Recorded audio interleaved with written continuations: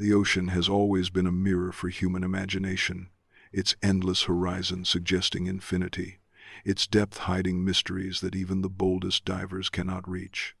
It is the oldest storyteller, whispering through waves, roaring through storms, and keeping its greatest secrets in silence. To speak of lost civilizations of the ocean is not simply to recount legends, it is to dive into the place where myth and memory blur, where history drowns but refuses to disappear, where the water itself becomes an archive written in salt instead of ink. The ocean does not forget. It conceals, it protects, and sometimes it reveals. When you stand at the edge of the sea, you see only its surface, glittering, calm, or restless, but always incomplete. Beneath that surface are plains wider than continents, mountains taller than the Alps, and canyons deeper than the Grand Canyon. There are rivers flowing within the sea, currents stronger than any terrestrial wind, and lakes of brine where strange creatures thrive. Within these landscapes lie ruins and relics, fragments of worlds erased not by time alone but by waves that swallowed them whole. Civilizations rise upon coasts, flourish with trade and culture, then one day the ocean advances, merciless, and all that once was, is reduced to whispers beneath tides. Legends of these civilizations are scattered across cultures like shells upon shore. The Greeks spoke of Atlantis, island of wealth and wisdom that fell to the sea in a single night of wrath. In the Pacific, the people of Nan-Madol built stone cities upon artificial islands, only to vanish, leaving ruins still visible beneath waters. In the Indian Ocean, stories tell of Kumari Kandam, a sunken land where ancient Tamil culture once thrived. In Japan, whispers persist of Yonaguni, submerged terraces carved like temples and pyramids. Each story differs, but their rhythm is the same: greatness, catastrophe, ocean. The fascination with lost civilizations of the ocean begins not only with mystery but with fear. Humanity has always feared water because it cannot be controlled. Fire can be tamed, earth can be tilled, air can be channeled with sails, but the ocean remains sovereign. Its depths suffocate, its storms crush ships, its currents drag bodies into oblivion. Yet it also nourishes, connecting distant peoples, offering fish, salt, trade. The duality makes it divine and monstrous. Thus, civilizations near coasts worshipped ocean gods, built temples facing waves, prayed for safe journeys, and told stories of punishment when pride offended the sea. These stories, preserved through generations, are more than fantasy. They are coded memories of real floods, real tsunamis, real drownings of cities. Imagine standing centuries ago in a thriving coastal city. The markets hum with voices, sails fill the harbor, temples rise proudly. But far offshore the earth shifts, and in hours a wave higher than walls approaches. The city, unprepared, falls silent under roar of water. Streets become rivers, houses vanish, temples collapse. Survivors flee uphill, carrying only memory. Their children grow with tales of day ocean claim the land. Centuries pass, memory becomes myth, myth becomes legend, legend becomes religion. Meanwhile, beneath seafloor, stones remain. Columns lie tilted, statues gaze upward in darkness. These are the bones of lost civilizations. Modern science now joins ancient myth in search for these lost worlds. Sonar scans reveal anomalies beneath waves, symmetrical structures where geology alone cannot explain, straight lines where randomness should rule. Divers explore and find stairways descending into nothingness, walls carved with patterns, stone blocks fitted as if by human hand. Skeptics argue these are natural formations, products of erosion and tectonics. Believers insist they are evidence of forgotten cultures erased before recorded history. The debate continues, but what matters is not certainty, it is the possibility. Because possibility fuels imagination, and imagination drives exploration. The ocean becomes not just geography but archive of human past, waiting for those bold enough to read its salt-written pages. Why do we hunger for these stories? Because they remind us that nothing is permanent. Every empire believes itself eternal, yet the sea laughs at such arrogance. Rome built aqueducts and colosseums, yet coasts it touched have shifted. Egyptian temples stand, but many are now threatened by rising Nile and Mediterranean. Even modern cities, with steel and glass, stand vulnerable to rising seas and future waves. To think of lost civilizations is to think of ourselves. If Atlantis fell in a night, why should New York, Tokyo, or London be immune? The ocean is patient, and patience outlasts pride. The lost civilizations of the ocean are also mirrors of our inner lives. Each of us builds cities within, walls of certainty, temples of ambition, harbors of memory. Then one day a wave of crisis comes: illness, betrayal, failure, grief, and those cities collapse. What remains is resilience, the ruins of old self, upon which new one rises. To reflect upon drowned cities is to reflect upon impermanence of our own illusions. Just as sea swallows Atlantis, so time swallows ego. The lesson is harsh, but it is also liberating. For when you accept impermanence, you learn to cherish present, to build not for eternity but for meaning. Let us wander through the first myth, Atlantis, the most famous lost civilization. Plato spoke of it not as fantasy but as cautionary tale. A land beyond the pillars of Hercules, richer than any empire, proud in technology, corrupt in heart. The gods punished it, and in one night it vanished beneath waves. Scholars debate whether Plato invented it, whether it refers to Minoan eruption, whether it hides real memory of lost land. But what matters is its echo.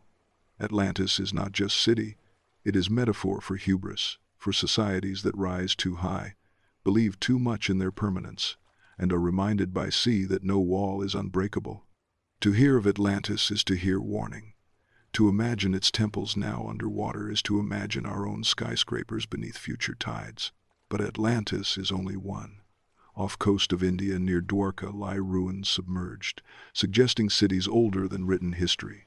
In Mediterranean, legends of Helice describe Greek cities swallowed by sea after ignoring omens. In South America, stories tell of Viracocha leading survivors from sunken lands. In Polynesia, chants recall islands that sank after angering gods. The pattern is global. Different names, different gods, same story. The sea gives, the sea takes. Civilization flourishes, wave arrives, memory drowns. The myths converge into single songs sung by ocean across centuries. Respect me, or I will remind you who truly rules. Now close your eyes and imagine walking across ocean floor where these cities rest.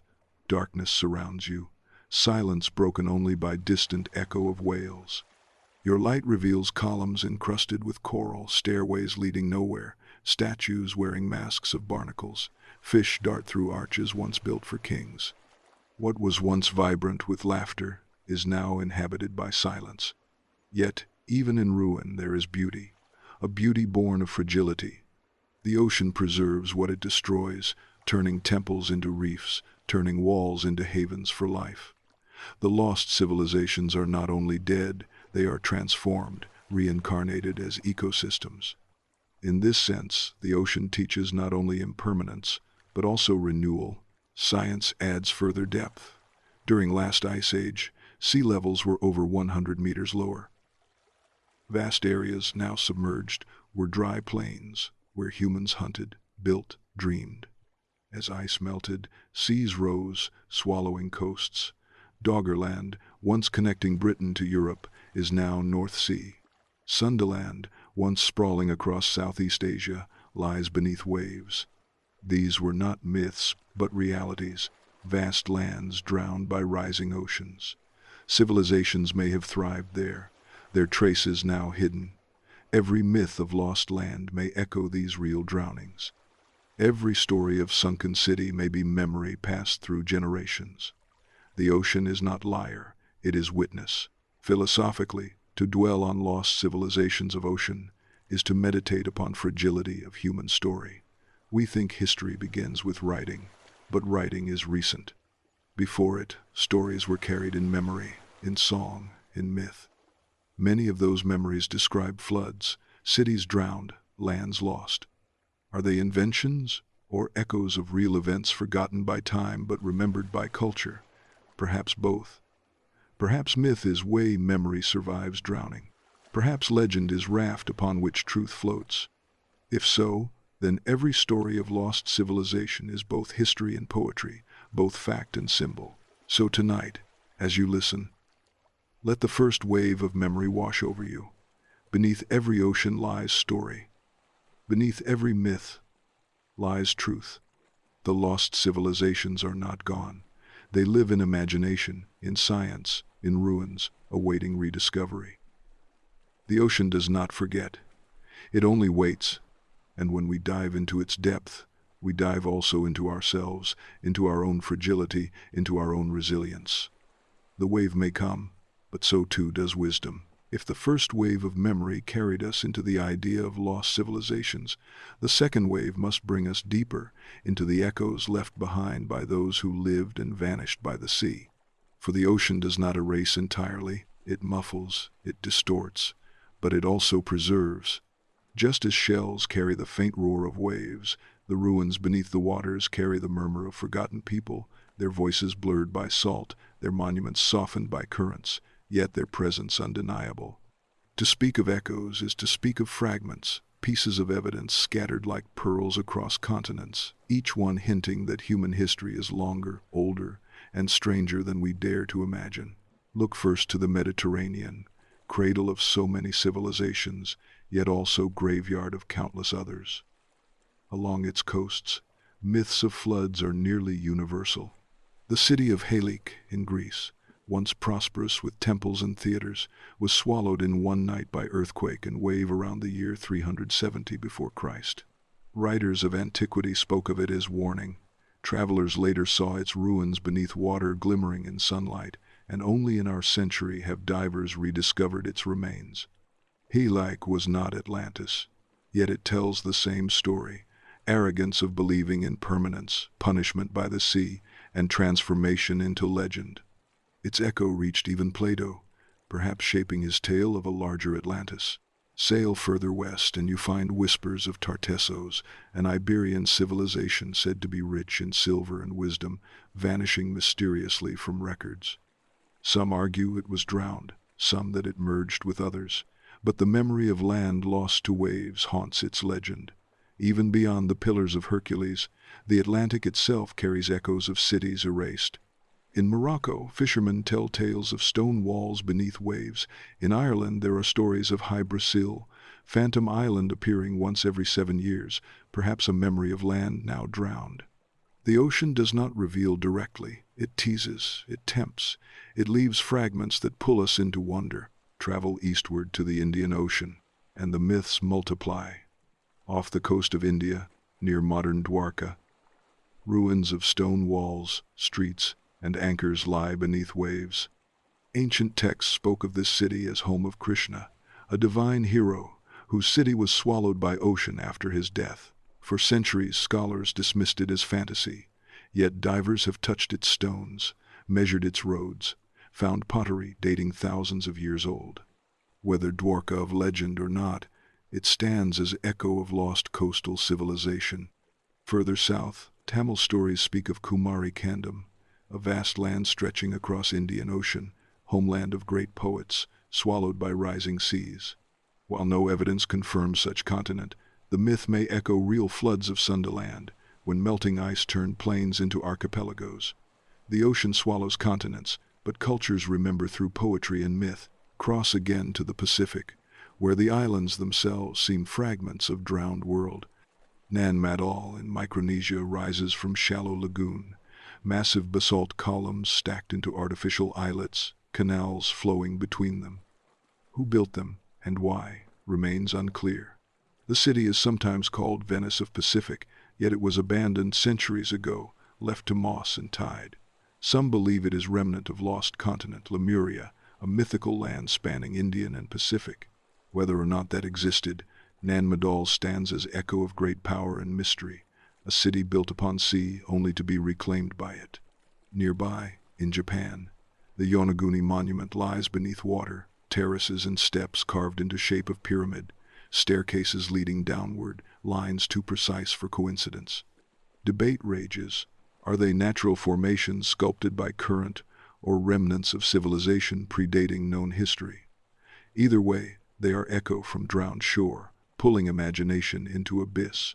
What unites these scattered echoes is not certainty but possibility. Each ruin, each legend, each story of city drowned may be fragment of larger truth. Perhaps human history is not simple line from caves to skyscrapers, but complex web of rises and collapses, many erased by sea. Perhaps our species has risen before, built before, dreamed before, only to be humbled by wave. The ocean becomes not only boundary but reset button, erasing chapters, forcing humanity to begin again.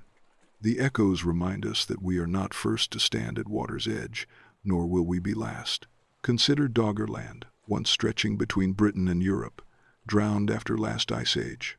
For thousands of years people lived there, hunting, carving tools, building camps. When seas rose, their lands vanished, leaving only artifacts dredged by fishermen, antlers, flint, even bones. These are whispers of lives erased not by myth but by climate. Imagine families watching waters advance slowly, year by year, losing fields, villages, memories. They may have told stories of land swallowed by sea, and those stories may have become myths of lost worlds told later by their descendants. Every echo is both memory and warning, reminder that seas can rise again, that what seems permanent can vanish. The echoes are not only archaeological, they are cultural. Nearly every tradition on earth speaks of great flood. From Mesopotamia's Epic of Gilgamesh, to Hebrew Noah, to Hindu Manu, to Native American stories of canoes saving survivors, to Pacific Island chants of drowned lands, the narrative repeats with striking similarity. Were these independent inventions, or memories of real floods passed down through generations? When cultures separated by oceans tell similar tales, one wonders if ocean itself was teacher, if waves erased so much that survivors across world encoded truth in myth. These myths are echoes too, more reliable than stones, because memory can float where monuments sink. Philosophically, these echoes ask us to rethink history. We trust what is written, yet writing is recent. Before writing there was story, song, memory. Perhaps much of human past lies beneath ocean, unrecorded except in myth. Perhaps our arrogance blinds us to scale of loss. We say civilization began 5,000 years ago, but what if earlier cities now lie under waves? What if ocean holds stories of 10,000 years, 20,000 years, older than pyramids, older than Stonehenge? We cannot know until we dive deeper, but echoes insist on possibility. The sea is silent but not empty. Its silence is crowded with voices too faint for most to hear. The echo is also inside us. Each of us carries memories drowned by time, dreams forgotten, selves we once were. Just as ocean covers ruins, we cover past with busyness, distraction, pride. But sometimes, in stillness, echoes return. A song reminds you of childhood. A scent recalls a lost love. A place triggers memory of who you were before a wave of life changed you. These are personal Atlantis, drowned yet not erased.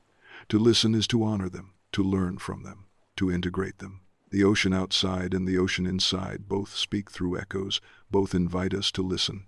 Imagine walking along modern shore after storm. You find fragments, pottery shard, coin, piece of statue. Each tells story of something once whole, now broken, carried by waves.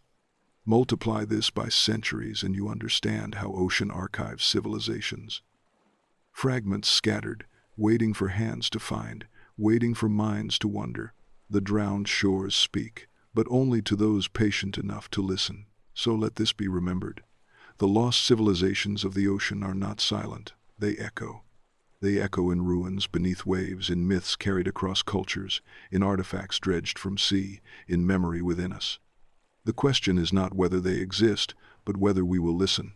For the ocean continues to speak, and its warnings are clear. What has drowned before can drown again.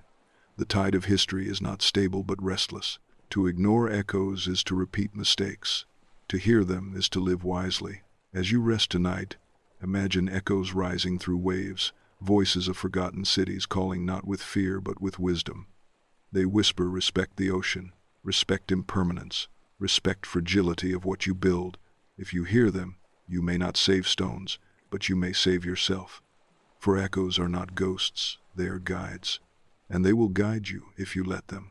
The ocean does not keep time as we do with calendars and clocks. It measures time with tides, with rises and falls that repeat endlessly yet never return quite the same. Within these tides lie memories of kingdoms erased, civilizations that rose proudly upon coasts only to be humbled by waters. To imagine the lost civilizations of the ocean is to picture tides that do not simply wash beaches but entire histories, pulling empires into depths where silence reigns. The ocean becomes both executioner and archivist, swallowing palaces and harbors, yet preserving them under layers of silt, so that centuries later, divers can glimpse their outlines, and archaeologists can debate whether legend was always truth. Let us begin with the legend of Mu, a supposed continent in the Pacific described by mystics of 19th century. According to the tale, it was a vast land where humanity first flourished before sinking into sea. Mainstream science dismisses Mu as invention, yet when you consider the Pacific, its sheer scale, its thousands of islands that seem like mountain peaks of drowned lands, the myth feels less absurd. Cross-Polynesia chants speak of lands lost to waves, of gods punishing arrogance with flood, of islands appearing and disappearing like breathing of ocean itself. Perhaps Mu never existed as single continent, yet as collective memory of countless drowned islands it lives, remembered by tides that carried fragments of coral and stone across Pacific currents. Move westward to the Indian Ocean, and the memory of Lemuria rises. Scientists once hypothesized such land to explain distribution of species, and though plate tectonics replaced that theory, myths of sunken land remain. Tamil traditions describe Kumari Kandam, homeland of poets and sages, lost beneath sea. Whether Lemuria existed geologically is debated, but culturally it survives as myth of Golden Age drowned. The tides remember not only geography but also nostalgia, the longing for paradise lost. Civilizations, like individuals, look backward to imagine era when greatness was untainted, only to insist it was stolen by catastrophe. The ocean becomes thief in myth, yet perhaps it is simply mirror reflecting human yearning for permanence. Closer to Mediterranean lies story of Pavlopetri, off coast of Greece. Unlike Atlantis, this one is no legend, but fact. An ancient city lying beneath shallow waters, with streets, courtyards, tombs, pottery. It thrived nearly 5,000 years ago before sea swallowed it. Discovered by divers, it shows how ordinary cities too can drown, not only mythical empires. Pavlopetri is kingdom remembered not by storytellers but by tides themselves. Stones preserved under sand, waiting for modern eyes. Its existence proves that when myths speak of cities beneath sea, they need not always be fantasy. Sometimes the tides themselves are historians, preserving truth until we are ready to see it. In Japan again, tides whisper of Yonaguni. Divers explore terraces resembling pyramids, steps descending, pillars rising. Some insist it is natural rock formation, others claim it is work of ancient hands. If human-made, it would predate recorded history, rewriting our understanding of civilization. If natural, it shows how easily we project meaning onto shapes, how much we desire lost civilizations to be real. Either way, Yonaguni reveals how tides shape memory. The waves wash away certainty, leaving only suggestion. The kingdom is not fully remembered, nor fully forgotten. It exists in liminal space between myth and science, carried by tides that refuse to let it vanish. South America, too, holds whispers of drowned kingdoms. The Tiwanaku culture near Lake Titicaca told of Viracocha, god who led survivors from lands destroyed by flood. Along Peruvian coasts, legends describe cities taken by sea after rulers offended gods. The Nazca desert lines, enormous figures visible only from sky, may have been drawn partly in response to changing waters, a way to speak with heavens as earth shifted beneath. Perhaps coasts there too held cities now erased, their ruins scattered beneath Pacific. If so, tides remember them, carrying fragments into stories told by descendants, weaving them into myths that survive even as stones drown. Consider also the Baltic Sea, where divers in recent years found stone formations resembling roads and structures. Some argue they are remnants of prehistoric settlements drowned when glaciers melted. Others dismiss as natural. Yet even natural formations, shaped by tides, resemble human work, blurring boundary between what is natural and what is cultural. The ocean loves such ambiguity, for it ensures we never stop wondering, never stop imagining civilizations where certainty cannot reach. The tides preserve possibility, and possibility is fuel for imagination. The tides also remember catastrophes witnessed by humanity itself. The eruption of Thera around 1600 before Christ obliterated Minoan civilization on Santorini, sending waves across Aegean. Some scholars argue this event inspired Atlantis' story. The tides carried ash, pumice, ruin, scattering memory into myths of gods punishing pride. The tides did not invent story, they carried it, ensuring it would echo across centuries. In this sense, tides are storytellers too, moving debris and legends alike, connecting past disaster to future listeners. Why do tides remember? Because they move endlessly, carrying fragments from one shore to another. A piece of pottery from drowned city may wash upon beach thousands of miles away. A bone from ancient hunter may be dredged by fishermen. A myth told by survivors may travel with migrating tribes. Tides are not only water, they are memory in motion.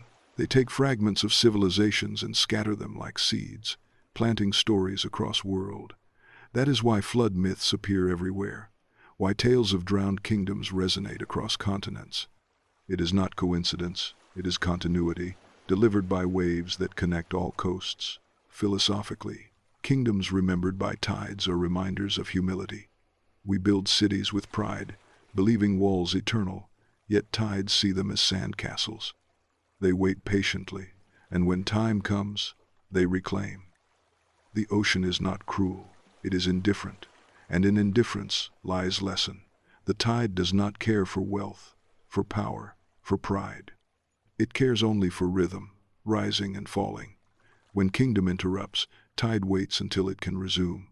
Our civilizations are temporary interruptions of eternal rhythm. The sooner we accept this, the wiser we live. Imagine standing on beach at low tide, seeing ruins exposed, stones glistening with seaweed. For brief hours, the ocean reveals what it usually hides. Then tide returns, covering once again. That is metaphor for memory itself. Sometimes we glimpse forgotten kingdoms, sometimes we sense echoes of past. But soon everyday life covers them, until another tide reveals. The ocean is not only destroyer but guardian, preserving ruins beneath waves so they are not erased entirely. In this way, tides are not enemies of memory but its custodians, keeping treasures safe until curiosity of humans retrieves them. Now extend metaphor inward. Within you too are drowned kingdoms, selves you once were, ambitions you once carried, loves you once lived. Life's tides covered them, but they are not gone. They wait beneath surface, sometimes revealed in dreams, sometimes in moments of stillness. To honor them is to honor continuity of self, to accept that who you are today is built upon ruins of who you were. Just as civilizations rise upon bones of others, your identity rises upon drowned kingdoms within. The tides of time carry them forward, and they remain part of you, whether you acknowledge or not. So, when we speak of the lost civilizations of the ocean, we speak not only of stones beneath waves, but of tides that remember. They remember Helike, Dwarka, Doggerland, Yonaguni. They remember myths of Lemuria and Mu.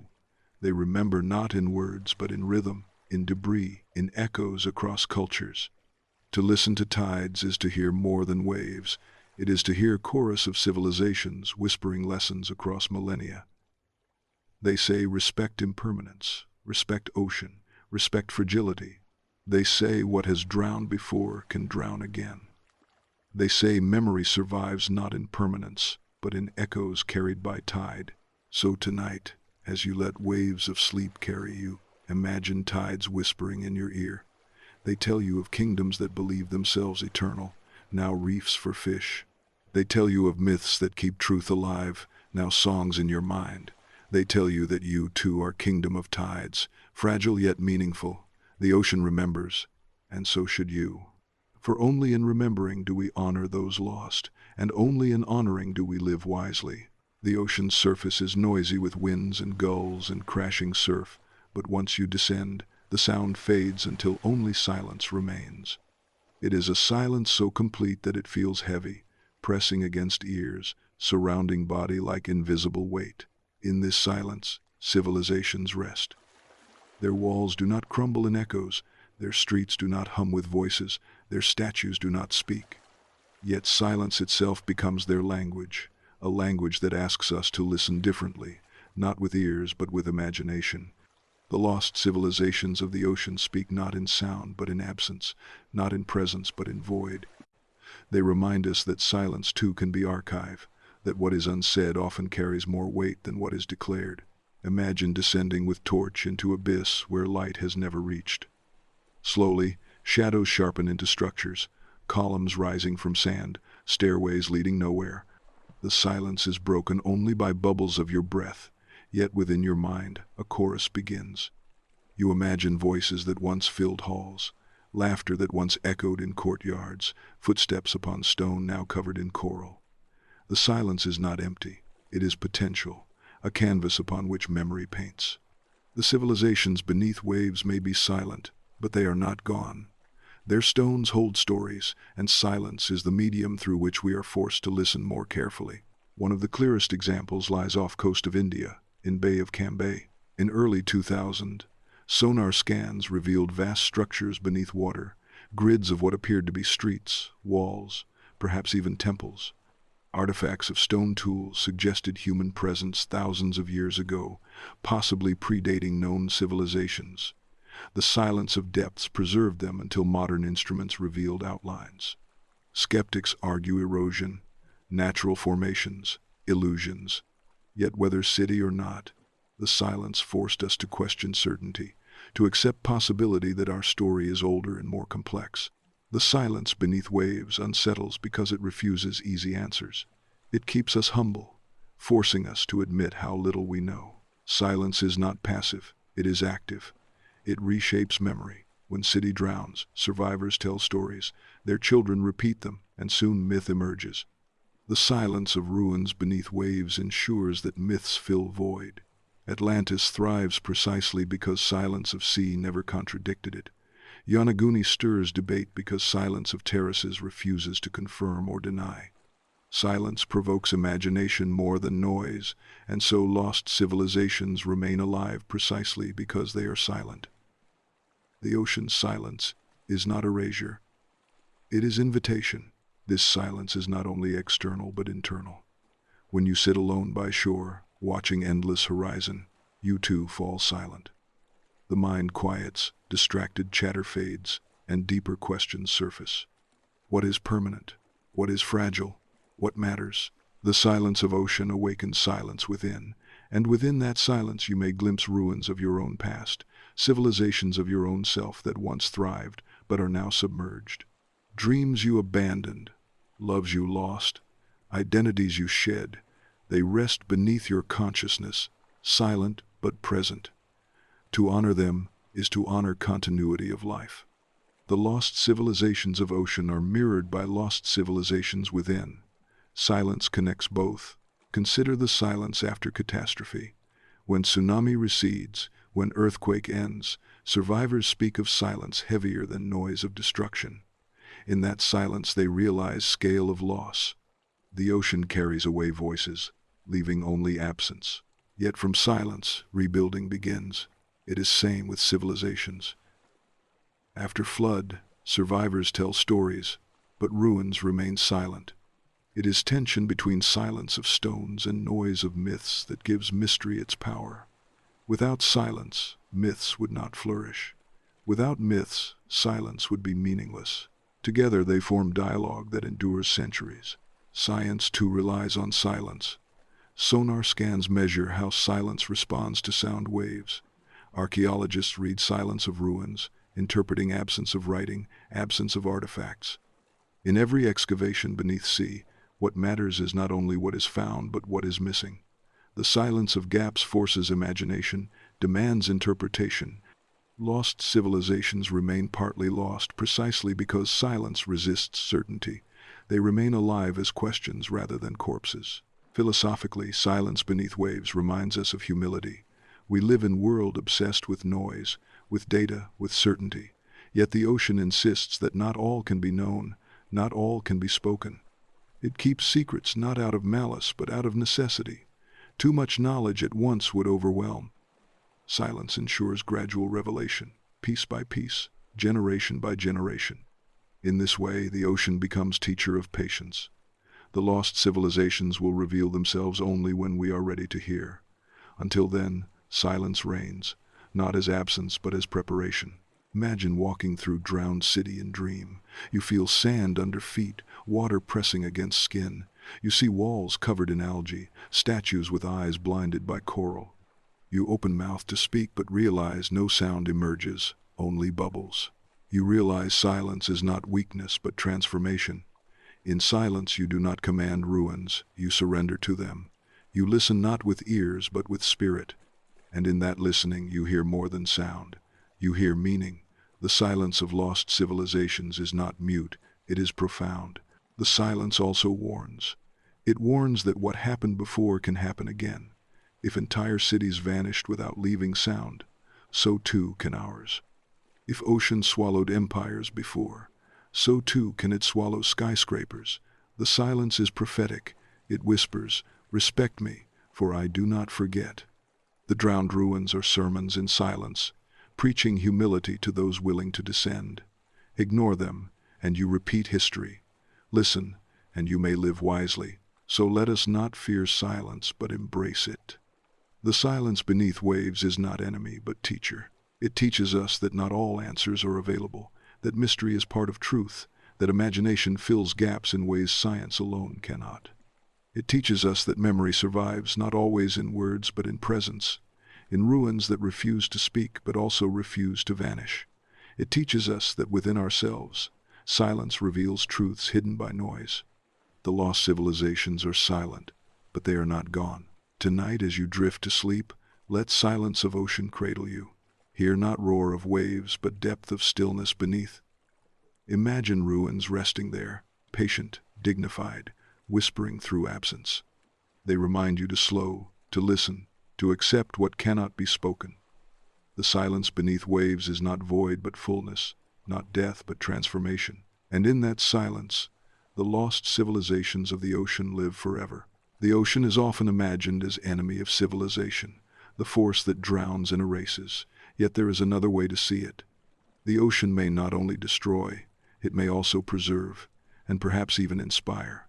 For what, if the civilizations we believe lost beneath the sea were not only victims of water but architects who designed with it in mind? The great monuments that we see above ground, pyramids in Egypt, ziggurats in Mesopotamia, temples in Mesoamerica, all share a strange similarity, rising step by step as if mimicking mountains that pierce sky. But beneath the sea, too, there are step pyramids, terraces, walls, structures that suggest builders who saw water not as threat but as collaborator. The lost civilizations of the ocean may not only have fallen into water, they may have risen with it, shaping stone in harmony with tide. Take the mysterious site of Yonaguni again. Its terraces and platforms look not like random erosion but deliberate architecture, grand staircases descending into abyss as though designed for ceremonies involving sea itself. If human-made, then architects must have known that ocean is not stable floor but living partner. Perhaps their rituals honored water gods by building temples half claimed by tide. Perhaps their engineering accepted that sea rises and falls, designing structures that would endure even when submerged. To modernize such vision seems impractical, but perhaps it was wisdom. To build with sea, not against it, is to ensure legacy endures even after flood. The architects of the deep may have embraced impermanence as foundation of their art. Across the globe, other submerged structures suggest similar mindset. Off coast of Malta, divers have found megalithic formations resembling temples. Off Cuba, sonar has hinted at grid-like patterns kilometers beneath waves, sparking speculation of drowned city. In India's Gulf of Kambat, geometric lines stretch across seafloor, too regular to dismiss easily. Whether natural or cultural, the impression remains. There are shapes beneath sea that echo architecture. If they are natural, then our imagination proves hunger for design, seeing intention where there may be none. If they are human, then architects of deep were more advanced than we assumed, their cities drowned not because of ignorance but because of inevitability. Either way, the sea holds stories carved in stone, waiting to be interpreted. Why would civilizations build near or even within sea if risk was so great? The answer is same as today, because sea is wealth.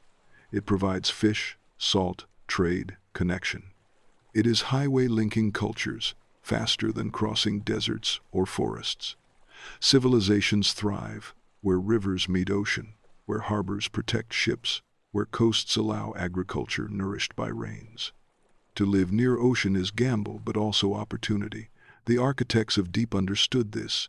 They built boldly, accepting risk, because rewards outweighed fear. They may have known floods could come, yet they built anyway, leaving behind ruins that still capture imagination. Their courage echoes across centuries, teaching that progress always involves risk. But perhaps these architects were more than pragmatic. Perhaps they were visionaries who saw ocean as spiritual partner. Many myths describe gods who live beneath waves, kingdoms of merfolk, palaces of Poseidon, temples guarded by sea dragons. To build near ocean was to commune with divine. Rituals likely involved water as sacred element, purification, sacrifice, prayer. Temples built near tide may have allowed worshippers to see waves crash against altars, symbolizing power of gods. When such temples sank, myths transformed them into cities of gods themselves. The architects of deep may have intended this, ensuring their legacy would live not only in stone but in story. Consider also the engineering knowledge required. To build structures that still stand beneath ocean after millennia suggests mastery of stone, balance, design. The architects of deep were not primitive dreamers. They were scientists of their age, experimenting with weight, current, resistance. Their buildings endure not because chance spared them, but because skill ensured survival. Just as pyramids of Giza or Machu Picchu endure, so too do these underwater formations testify to genius of builders. Whether their names are lost matters less than recognition of their craft. The sea may have claimed them, but it also preserved their work as monuments of resilience.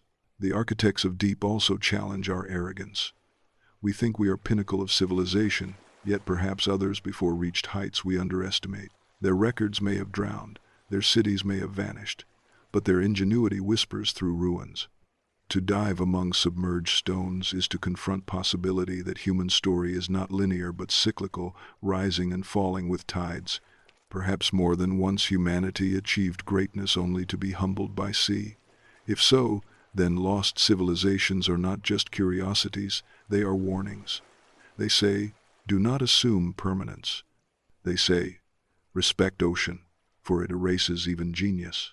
Philosophically, architects of deep represent human desire to leave mark against impermanence. To carve stone is to resist tide, to declare presence.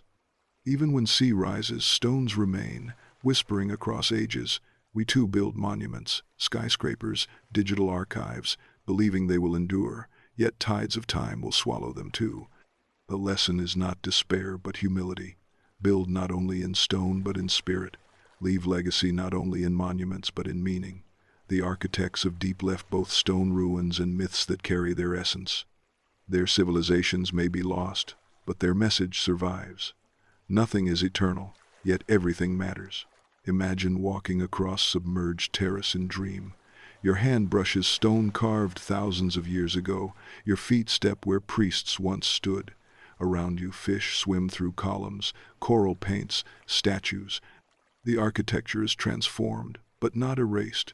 You realize ocean has become co-architect, reshaping structure, turning temple into reef, palace into sanctuary. It is not destruction, but collaboration. The architects of deep built first, ocean built next. Together they created beauty that neither alone could imagine. This is lesson 2. To see impermanence not as enemy but as partner. To allow change to create new forms of beauty. In your own life, you too are architect of deep. You build ambitions, relationships, dreams. Time and crisis may drown some, but they are not erased. They become foundations upon which new selves rise. The ocean within collaborates, reshaping ruins into wisdom. You are not defeated by tides of life. You are transformed. The lost civilizations remind you that fragility is not end, but process. That drowning is not death, but rebirth. To live wisely is to build boldly yet accept loss gracefully, to trust that even in ruins, meaning survives. So when we honor the architects of the deep, we honor not only ancient builders but spirit of humanity itself. We honor courage to build near sea, skill to carve enduring stone, vision to see divine in waves, humility to accept loss. Their ruins beneath ocean are not failures but victories, proof that human creativity transcends time. The ocean may silence their names, but it cannot silence their brilliance. The architects of the deep built for eternity, and in a way, they succeeded. For here we are, millennia later, still speaking of them, still marveling, still learning. Tonight as you drift to sleep, imagine yourself as one of them. You design temple upon shore, knowing sea may one day rise. You carve stone with patience, aligning it to stars, to tides, to gods. You know your work may drown, but you build anyway, because meaning lies not in permanence, but in act itself.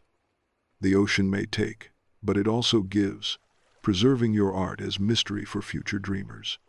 You close your eyes, and silence of deep becomes symphony of memory. The architects of the deep speak to you, and their voice is your own. Every civilization that has ever built upon the shore has known, consciously or unconsciously, that the sea is both giver and taker. The lost civilizations of the ocean are not only cities swallowed by sudden catastrophe, but also worlds erased slowly by floods, swallowed inch by inch, century by century, until they lived only in memory. These floods are not minor accidents, but events that reshaped human culture, planted myths of punishment and renewal, and carved into the psyche of our ancestors the truth that nothing endures. To understand the floods is to understand why so many cultures tell stories of drowning, why every tradition has echoes of the sea's power, and why memory of water lingers in our collective imagination like a ghost. The first flood that shaped memory is written in nearly every myth, the Great Deluge. In Mesopotamia, scribes etched into clay the tale of Utnapishtim, survivor of flood sent by gods to erase humanity's arrogance, saved only because he built ark to carry life. In Hebrew scripture, Noah's story echoes same pattern: boat upon waters, dove seeking land, rainbow promising renewal. In India, the myth of Manu describes sage warned by fish god to build ark before flood, carrying seeds of life. In Mesoamerica, the Maya spoke of floods that ended ages, sweeping away men of wood. Across Pacific, Polynesian chants recall waves that covered islands, leaving only mountaintops as refuge. It is no coincidence these stories align. They are not independent inventions. They are shared trauma of humanity living near coasts during great floods of prehistory. Science confirms background to myth. At end of last ice age, glaciers melted, seas rose more than 100 meters, drowning vast plains that had been home to humans for thousands of years.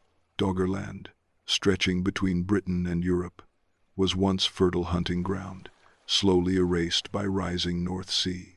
Sundaland, vast landmass connecting islands of Southeast Asia, became archipelago of Indonesia, its rivers swallowed, its plains submerged. Beringia, bridge between Asia and Americas, was lost beneath Arctic waters. Each of these was homeland, lost not in single night but over centuries.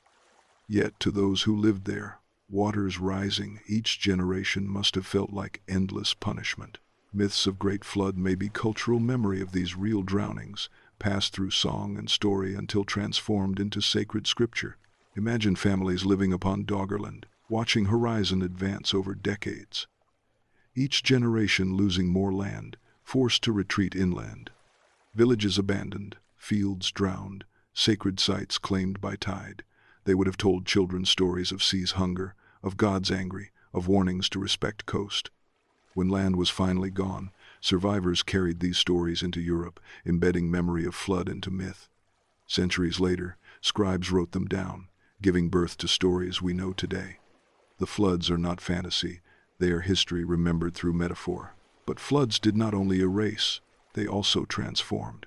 They forced migration, spreading cultures across new lands. They forced innovation, pushing people to build boats, to navigate, to trade. Floods humbled but also expanded horizons. Without them, humans might have remained confined to small regions. With them, Humans became seafarers, carrying myths and memories across oceans. The lost civilizations are not only warnings of fragility, but catalysts of growth. From ruin emerged resilience, from drowning emerged discovery.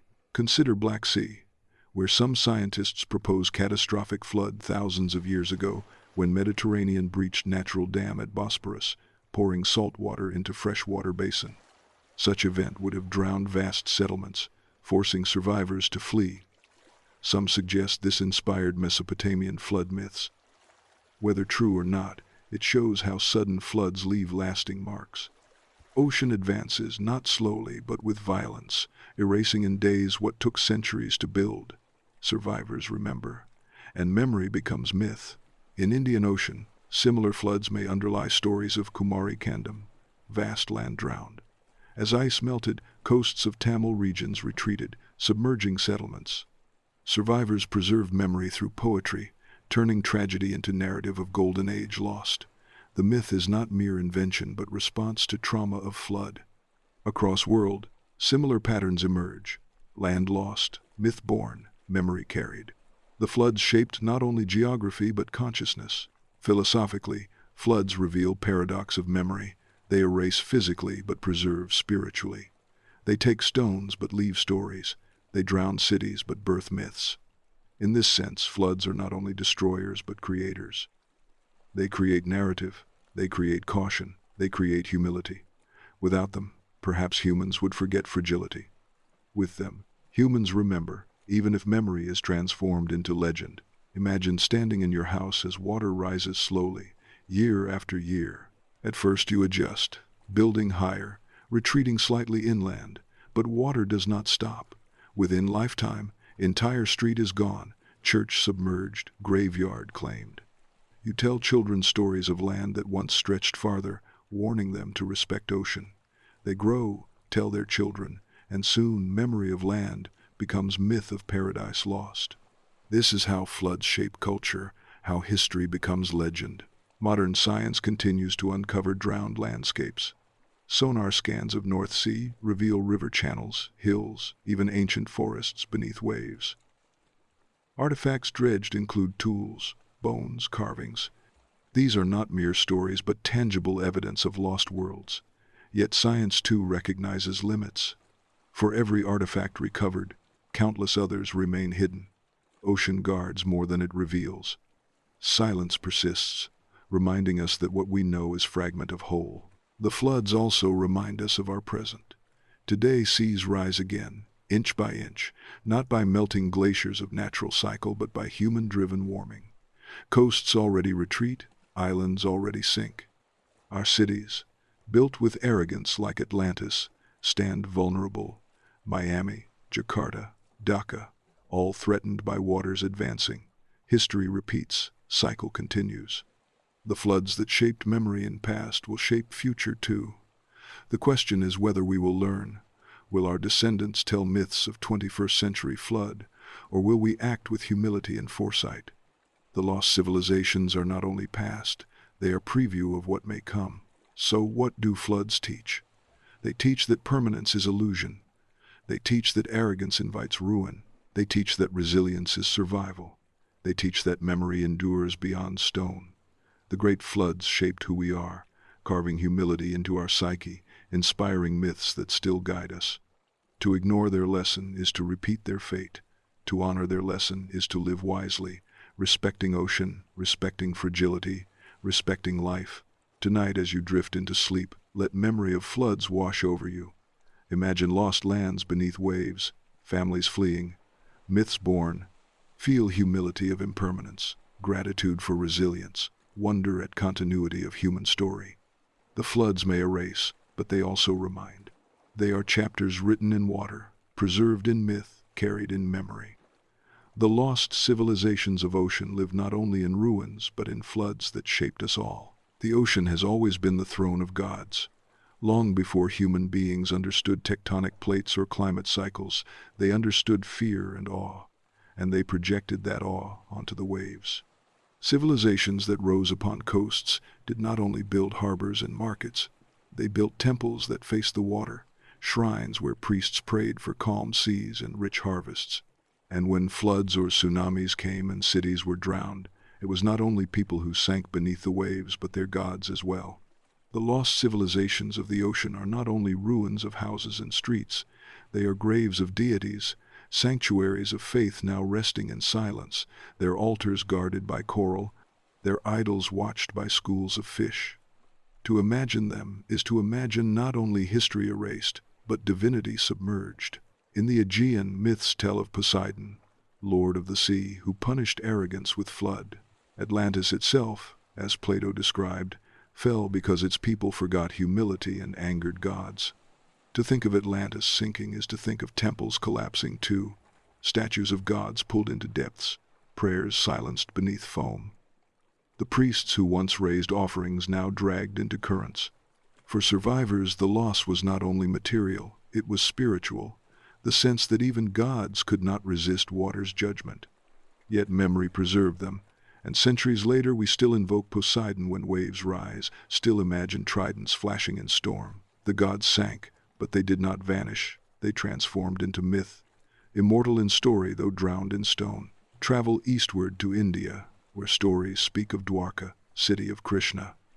After his death, the ocean claimed the city, swallowing palaces and temples. Divers today find ruins beneath water near modern Dwarka, streets and walls where legends say gods once walked. For believers, these ruins are proof that divinity touched earth, that gods built cities only to surrender them to ocean. For skeptics, they are evidence of human settlement lost to rising seas. But for both the image endures, gods sinking with their people, not immune to tide, not shielded from flood. Divinity itself, humbled by water. In Japan, shrines stand near coasts where myths recall dragons of sea and kami who dwell in waves. Legends speak of Ryugu, palace of dragon god beneath ocean, where time flows differently and mortals who visit cannot return unchanged.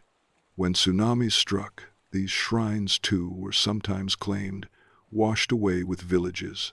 Survivors rebuilt, but always with sense that gods themselves had shifted, moved deeper into sea, waiting for new worshippers.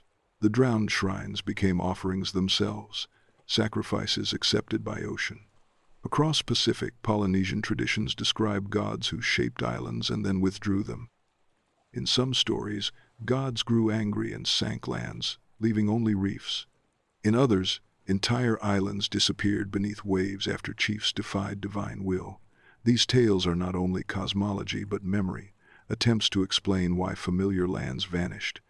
The gods were not distant, they were participants in floods. Their altars may now be reefs, their statues toppled, but their presence persists in chants sung across generations. South America, too, carries such echoes. In Andean myths, Viracocha is said to have emerged from waters after great flood, reshaping world. Some versions say he destroyed earlier races with deluge, sparing only chosen survivors. The gods did not prevent flood, they commanded it. For civilizations along coasts, gods and water were inseparable, and when flood came, gods themselves seemed to drown. But faith did not end. It adapted, reshaping deities into symbols of survival, resilience, and renewal. Archaeology occasionally confirms these stories with haunting detail. In Turkey, at site of Heraklion near Nile Delta, divers have found colossal statues of gods lying beneath Mediterranean, toppled yet intact, faces serene despite drowning. Once Heraklion was gateway to Egypt, bustling with temples and markets. Earthquakes and floods sank it, but statues remain, preserved in silt. When divers light them with torches, it feels as though gods still reside there, watching patiently. The silence of ocean becomes their new temple. Philosophically, gods sinking with people remind us that even our highest ideals are not immune to impermanence. Temples crumble, scriptures drown, statues fall, yet meaning endures, reshaped into myth. The ocean humbles not only humanity but divinity itself, showing that nothing material is eternal, that even gods as represented in stone must surrender to tide. But paradoxically, this surrender ensures survival, because myths outlast monuments. The temple may drown, but story lives. The idol may erode, but faith persists. Ocean destroys physical, but immortalizes spiritual. Imagine walking among ruins of Heracleion in dream. Statues taller than houses lie upon sand, their hands reaching upward, their faces still serene. Around them, fish swim like worshippers, coral clings like offerings. You feel both grief and reverence, grief for drowned city, reverence for endurance of meaning.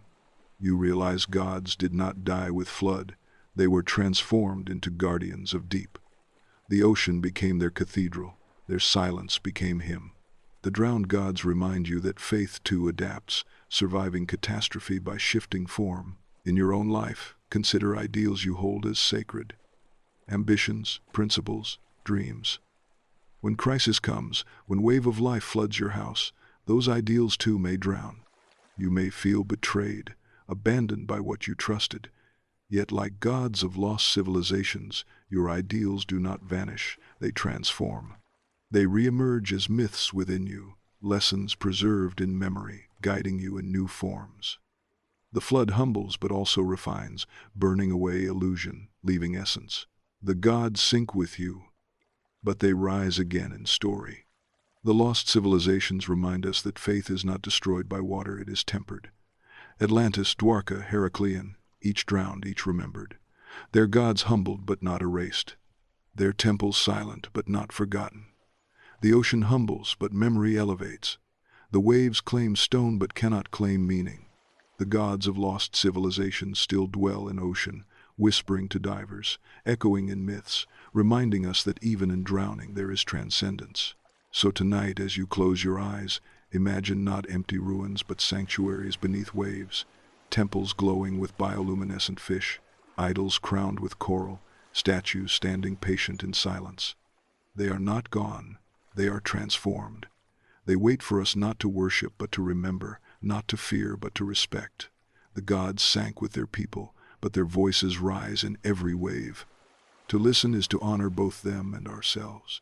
For we too are fragile, we too will drown, but our meaning, like theirs, will endure. Cartography is more than science, it is memory etched upon paper. For millennia, humans have drawn maps, not only of places they knew but of places they imagined, places they dreamed, and places they feared. Among these maps are strange coastlines, phantom islands, and hints of continents that never appear today. Some dismiss them as errors, exaggerations of sailors drunk on myth. Yet when we study these maps with patience, they may reveal something else. Fragments of civilizations lost to the ocean, whispers of lands once above water, remembered imperfectly but remembered nonetheless. The maps that lied may have been telling truths we did not yet understand. One of the most famous is the Piri-Reis map of 1513, drawn by an Ottoman admiral using sources he claimed were far older. On this map, not only Europe and Africa are drawn with startling accuracy, but also coasts of South America and what some argue resembles Antarctica without ice. If true, such precision would require knowledge from civilizations predating known history. Skeptics insist it is coincidence, misinterpretation, or lucky guess. Yet the possibility lingers. Perhaps ancient mariners charted lands long before we think, and perhaps they inherited fragments from civilizations now drowned. The ocean may have swallowed their cities, but their maps survived as distorted echoes, carried forward by sailors who did not fully understand what they preserved. The Vinland map, controversial and debated, suggests Norse reached North America before Columbus, which we now know true thanks to archaeological evidence at Lansay Oaks Meadows. What was once dismissed as fantasy became fact. This should humble us when judging other maps. The ocean guards secrets, and sometimes the lies of cartography are only truths not yet proven. Phantom islands like Hy Brasil, often marked off west coast of Ireland, appear on maps for centuries. Sailors swore they saw it, described mountains, trees, lights. Today we call it myth, yet sonar has revealed submerged features in Atlantic that could match. Perhaps Hy Brasil was not invention but memory of land now drowned. Ancient Chinese records too describe lands across seas, some identifiable, others mysterious. Polynesian stick charts recorded swells and currents in ways modern science admires, but they also hinted at islands now gone. In Pacific, oral maps carried by chance tell of voyages to islands that no longer exist, perhaps submerged volcanoes or coral atolls erased by rising seas. To dismiss them as lies is to underestimate both ocean and memory. The maps we inherit may not always align with our world, but perhaps they aligned with world that was before floods reclaimed it. Consider also medieval maps filled with monsters, serpents, and kingdoms beneath sea. On surface these seem fantasy, but perhaps they encode warnings. A serpent might symbolize dangerous current, a sea monster a reef or island. A city drawn upon ocean may recall place once real, now drowned. Medieval cartographers combined geography with mythology because they understood ocean as both physical and metaphysical. Their maps lied, but their lies told truths about human experience with sea truths of fear, wonder, and memory. Philosophically, maps that lied remind us of limits of knowledge. We pretend our maps today are perfect, satellites charting every coastline. But even now, the ocean floor remains less known than the surface of Mars. We too live with incomplete maps, illusions of certainty. Our ancestors knew they did not know, and so they filled spaces with imagination. Their errors were acts of honesty, admissions of mystery. Lost civilizations may survive in those blanks, in coastlines drawn too long, in islands marked but absent. To study them is to glimpse humility and ambition of humanity before arrogance of modern precision. Imagine holding Piri Reis map in candlelight. You trace coasts of Africa, then your finger drifts to bottom, to strange southern continent. You wonder, who drew this first? Was it sailor from land now lost, whose harbor lies beneath waves, whose knowledge outlived city? Was it fragment carried by refugees of flood, preserved through generations? You realize maps are not just geography, they are inheritance, stories told in lines. Even when they lie, they carry truths we cannot yet measure. The ocean itself is mapmaker. Its currents trace routes invisible to us, moving debris, seeds, and even fragments of pottery across continents. A shell found in Mediterranean may have drifted from Red Sea. A coconut may wash upon Irish shore from Caribbean. These too are maps, fluid, dynamic, reminding us that boundaries are illusions. Civilizations connected across waters long before we imagine, perhaps by accident, perhaps by design. The lies of maps may be testimonies of these connections, distorted but real. In your own life, think of maps you draw unconsciously, expectations of future, memories of past. You chart paths you believe certain, only to find land missing, coastlines wrong. Yet those errors are not failures, they are signs of imagination. They guide you even when wrong, they push you forward, and sometimes their lies become truths you later uncover. Life too is cartography, and we are all mapmakers of our own oceans. The lost civilizations of the ocean live not only in ruins but in maps. They survive in lines drawn by trembling hands, in islands half-remembered, in coasts imagined. The maps may have lied, but within their lies truths hid, truths of lands drowned, of journeys forgotten, of civilizations erased but not silent. To read them is to listen to whispers, to see absence as presence, to honor memory preserved in ink. Tonight, as you close your eyes, let yourself drift upon parchment seas. Imagine phantom islands glowing faintly, continents rising where today only waves remain. The maps may be wrong, but they invite you to dream. And in that dream truth emerges. The ocean remembers, and so do its maps, even when they lie. Every civilization leaves behind records of itself. Some carve in stone, others inscribe on papyrus, others preserve on clay, parchment, or digital cloud. Yet all records face same enemy: time. Fire burns manuscripts, wars loot scrolls, insects devour paper. But the ocean is different. It does not burn. It drowns, and in drowning, it both erases and preserves. Beneath the sea may lie not only temples and walls, but also libraries, repositories of knowledge that once guided entire peoples. To imagine the lost civilizations of the ocean is to imagine libraries beneath waves, shelves of memory now guarded by silence and salt. Legends whisper of such libraries. Plato's Atlantis was not only city of power but of wisdom, center of learning drowned by gods. Egyptian priests, who told Solon the story, spoke of knowledge lost, wisdom erased. In Alexandria, The great library perished by fire, but how many smaller libraries perished by flood? Coastal cities of Phoenicians, Greeks, Indians, and Chinese surely held archives, now claimed by tide. The ocean may be keeper of more books than any surviving land library, though they lie unreadable in silt. Yet fragments survive, and they whisper of what might still wait.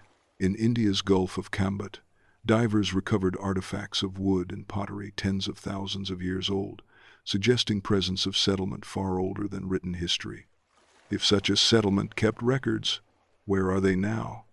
Perhaps drowned, dissolved, transformed. Yet even absence speaks.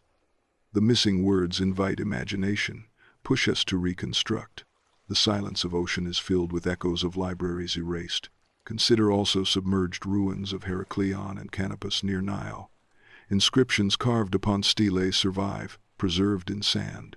Divers read prayers and decrees once displayed in temples, texts that survived centuries underwater better than papyrus on land. Here, ocean was archivist, burying under silt, protecting from fire and plunder. The drowned library is paradox. It erases paper yet protects stone. What knowledge might still lie there, unread, awaiting rediscovery? The Dead Sea Scrolls remind us of chance of preservation. Though not beneath ocean, they survived millennia, sealed in caves, showing that under right conditions fragile texts endure. The ocean, too, provides such conditions. Shipwrecks discovered with manuscripts intact prove that ink can survive saltwater if sealed. Imagine not only ships but entire archives submerged, waiting. The libraries of lost civilizations may not be fantasy but fact, fragments still resting under waves, sealed in jars, locked in stone. Philosophically, libraries beneath sea embody paradox of memory. They represent wisdom drowned yet also preserved. They force us to accept that knowledge is fragile, that progress is reversible. We assume linear ascent of knowledge, from fire to internet. But floods remind us that wisdom can be lost overnight. Perhaps civilizations before ours reached heights we cannot imagine, only to see their libraries erased by sea. We dismiss this because we cannot find evidence, but absence of evidence is not evidence of absence. The ocean may hold it still, waiting for moment we are humble enough to look. Imagine walking in dream through drowned library. Shelves of coral, scrolls turned to seaweed, books glowing faintly with bioluminescence. You open one, and words emerge, not as ink, but as fish swimming into patterns. Each fish a letter, each school a sentence. The ocean rewrites library and language of life, ensuring wisdom endures even if form transforms. You realize knowledge is not lost, it is translated. What once was text becomes reef. What once was philosophy becomes ecosystem. The ocean itself is library, its currents lines, its creatures annotations. But there is also warning. Our own civilization stores knowledge in fragile media, hard drives, servers, magnetic tapes. When seas rise, when floods come, how much will survive? Data centers near coasts may drown, archives may vanish.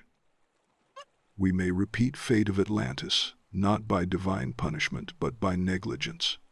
Our wisdom may be erased not because it was wrong, but because it was vulnerable. The libraries of ocean remind us to protect knowledge not only on land but also against sea. In your own life, consider libraries within you, memories, lessons, experiences.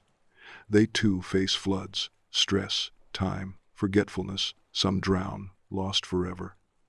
Others endure, preserved in silence. You carry your own drowned libraries within. When you dream, fragments resurface like artifacts dredged from silt. To honor them is to recognize fragility of self, to preserve wisdom before it vanishes. The drowned libraries teach humility not only for civilizations but for individuals. History too shows how easily knowledge disappears. Mayan codices burned by conquerors, Aztec texts erased, Polynesian chants silenced. Imagine how much more was lost when oceans rose. Entire philosophies may have vanished. Technologies we consider modern may have existed before, only to be forgotten when their libraries drowned. Myths of advanced ancient civilizations may reflect fragments of this memory. Perhaps they discovered astronomy, navigation, even science we cannot yet comprehend. If so, ocean holds their proof, waiting. The ocean's libraries may not be books but landscapes. Coral reefs shaped like scripts, currents encoding information, migration patterns of whales carrying ancestral memory. We think of library as building, but perhaps ocean itself is library, its waves pages, its tides punctuation.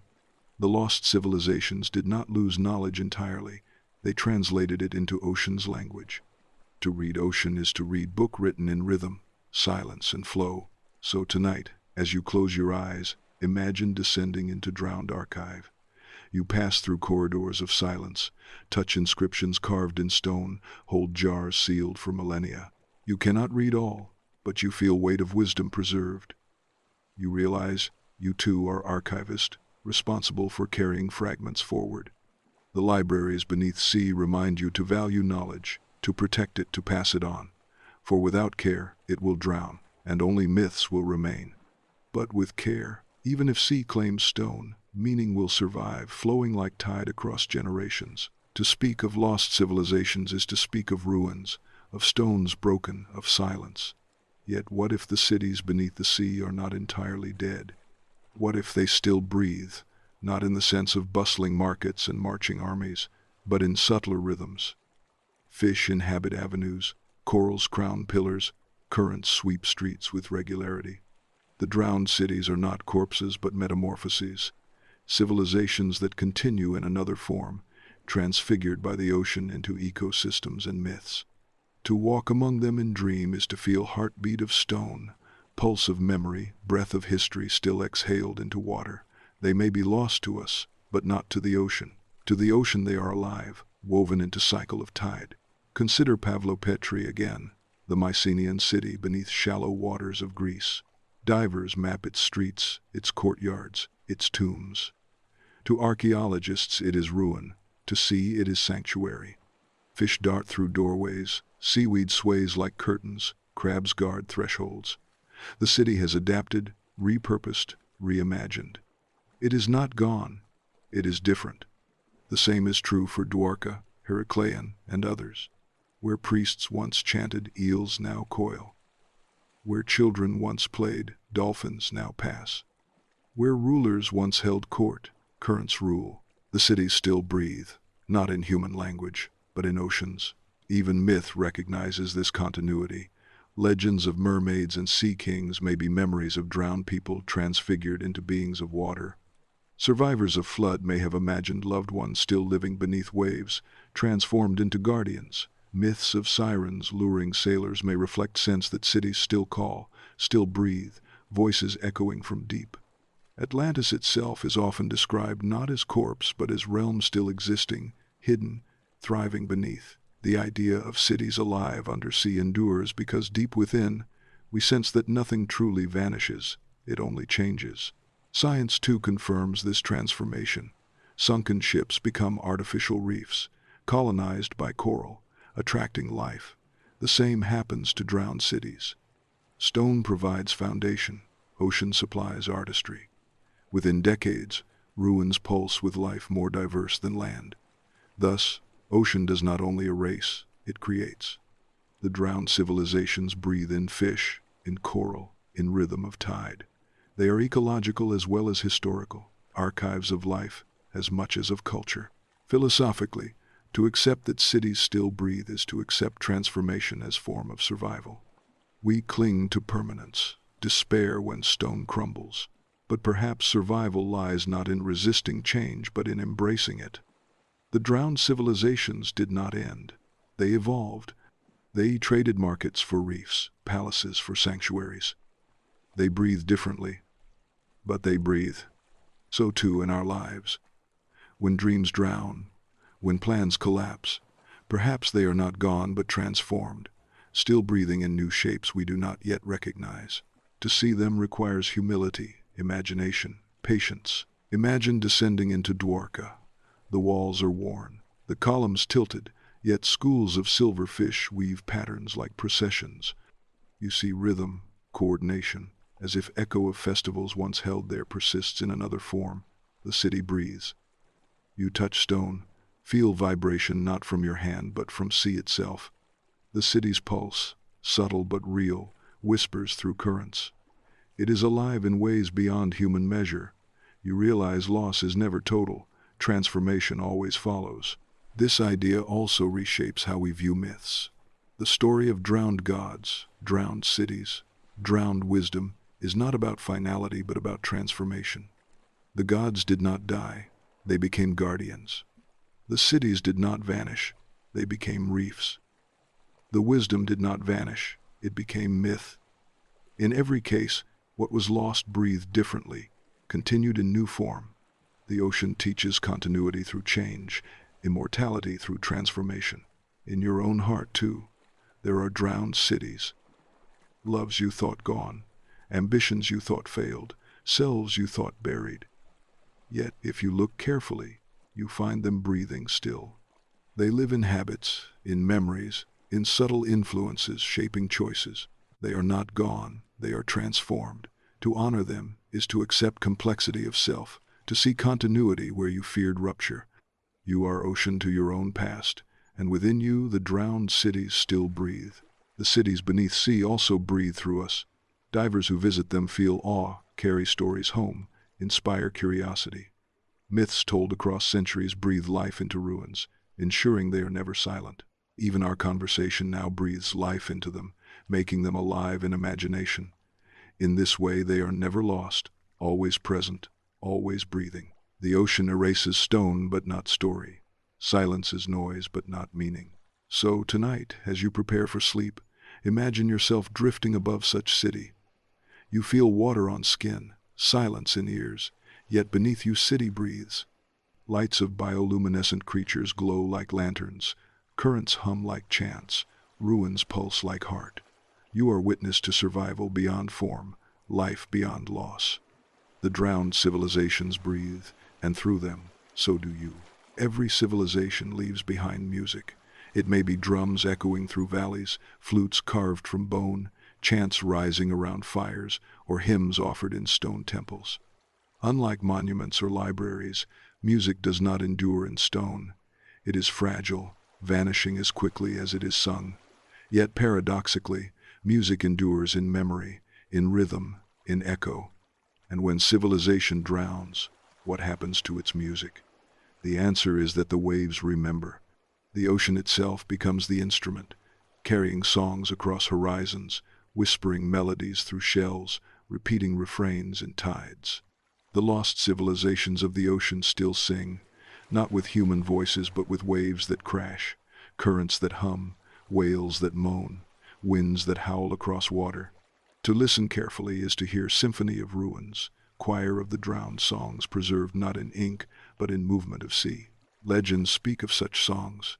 The sirens of Greek myth lured sailors with voices too beautiful to resist. Perhaps memory of drowned women, or perhaps personification of ocean's own song, whispering of cities beneath waves.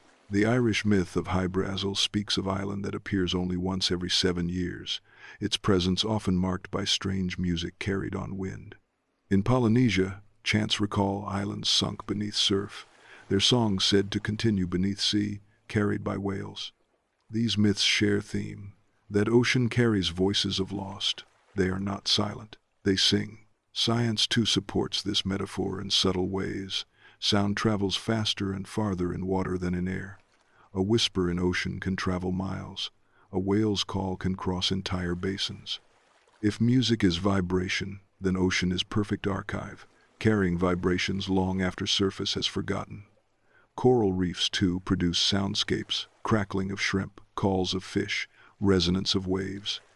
Divers describe them as orchestras, each species an instrument. Perhaps drowned cities join this orchestra, their ruins shaping echoes, their stones amplifying hum. The songs of lost civilizations are woven into marine soundscape, remembered by sea itself.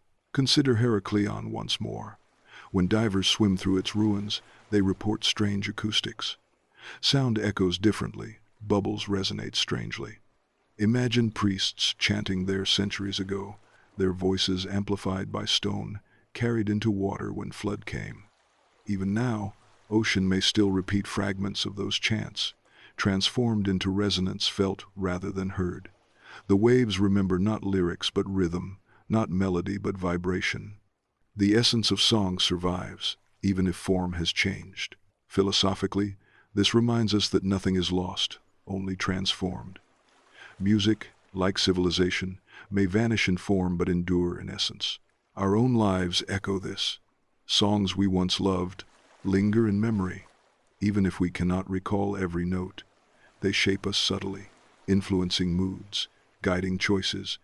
In same way, drowned civilizations shape us through echoes. We may not hear their songs directly, but their rhythms influence culture, myth, and imagination. The waves remember for us. Imagine drifting to sleep by shore. You hear waves crashing, rhythmic, endless. You realize they are not random but patterned, like heartbeat. Each wave a drum, each crash a chord. Beneath, currents hum bass notes, wind plays flute, gulls add chorus. The ocean is orchestra, and within it, the songs of drowned civilizations breathe. They may not sound like human music, but they carry same essence, memory, rhythm, meaning. To listen is to connect with past beyond words. In your own life, think of times you felt inexplicable pull to ocean, a sense of longing, nostalgia without cause. Perhaps you were hearing songs of drowned civilizations, whispers of ancestors whose homes were lost, whose chants still echo. Genetic memory may carry fragments of trauma from floods that shaped humanity. Cultural memory certainly does, embedded in myths of deluge. When you feel that pull, you are listening to songs remembered by waves, songs older than language, songs of survival. The lost civilizations of ocean live in these songs. Atlantis sings through every myth retold. Dwarka sings through prayers of devotees. Doggerland sings through DNA of descendants who moved inland. Yonaguni sings through debates of divers. The songs do not die, they evolve. They are remembered by waves, carried across horizons, whispered into ears of dreamers like you. To hear them is to honor them, to admit that past still sings, that memory never vanishes entirely. So tonight, as you close eyes, imagine ocean as giant harp, strings stretched by currents, plucked by tides, resonating with history. Hear voices of drowned priests, laughter of children, chants of sailors. They are faint but present, woven into sound of sea. You need not decode lyrics, you need only feel rhythm. For in rhythm lies continuity, and in continuity lies survival. The lost civilizations may be silent in stone, but in waves they are eternal chorus, reminding us that nothing truly dies if it is remembered. When we imagine civilizations drowned, we picture only water, but before the sea claimed them, many of those civilizations knew fire. They lit fires in temples, fires in homes, fires that symbolized knowledge, faith, and continuity.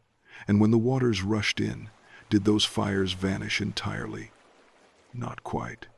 The sea extinguished flames of wood and oil, but the deeper fire of spirit endured, carried in memory, transformed into myth. The lost civilizations of the ocean are not only stories of drowning, but of flame that could not be drowned, fire that continues to burn within us whenever we remember them. Take Atlantis as the eternal example. Plato did not describe it as merely wealthy or powerful, but as radiant, with palaces gleaming like flames against horizon. When it sank, water claimed stone, but the image of brilliance survived. The fire of Atlantis burned in imagination, spreading across centuries, inspiring explorers, writers, dreamers. Its flames could not be extinguished. Because they were not physical, they were metaphysical, fire of human yearning for greatness. The sea drowned city, but could not drown the dream. In India's Dwarka too, legends describe temples where lamps of Krishna burn night and day, flames symbolizing divine presence. When ocean swallowed city, lamps were snuffed, but believers kept fire alive in rituals, prayers, festivals. Even today, devotees light lamps for Krishna, keeping memory of Dwarka burning. The ocean claimed stone, but fire survived in faith. Here we see how civilizations are never entirely lost, because their inner fire continues in hearts of descendants. Consider also Pompeii, though not drowned by sea but buried by ash, its fires extinguished by volcanic fury, yet its memory preserved. Why mention Pompeii? Because it reveals how catastrophe transforms but does not erase. Like drowned cities, it teaches us that physical fire dies, but symbolic fire endures. Pompeii lives today not as ash heap, but as warning, as story. In same way, the drowned cities live not as ruins, but as flames in imagination. Off the coast of Japan, legends of Ryugu speak of glowing palaces beneath sea, illuminated not by flame but by jewels and bioluminescent fish. Perhaps memory of real city, perhaps pure myth, yet theme is same. Even beneath sea, light survives. The fire transforms into glow of ocean life. In Caribbean myths, too, drowned islands are said to shine beneath water, their streets still glowing faintly. Fire never dies, it only changes form. Philosophically, fire represents meaning. To live is to carry flame, to build is to protect it, to love is to share it. When civilization drowns, its structures die, but its meaning may burn on. Fire is continuity of spirit, and the ocean cannot extinguish spirit. This is why myths survive, why memory persists, why ruins inspire awe. The sea is mighty, but flame of human meaning is mightier still. Imagine descending into Heracleion in dream.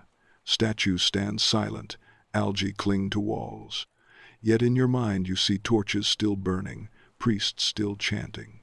You realize flame never truly died.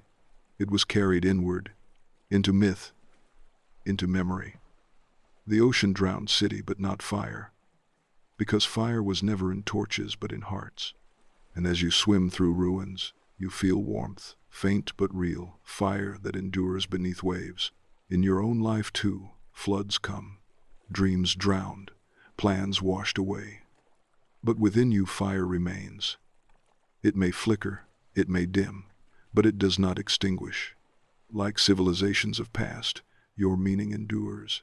You carry flame forward, lighting path through darkness. To honor lost civilizations is to honor fire of resilience, to see that nothing external can drown inner flame. The fires that the sea could not extinguish also live in culture. Myths of flood are retold in scripture, literature, film. They burn in collective imagination, sparking curiosity. Every explorer searching for Atlantis, every diver in Dwarka, every storyteller evoking Lemuria is tending fire, keeping it alive. The ocean may cover stones, but it cannot cover imagination. Fire leaps across centuries, burning brighter because of mystery. Even science carries flame. Archaeologists descending into ruins are like priests with torches, bringing light to darkness. Their discoveries ignite curiosity, fuel wonder.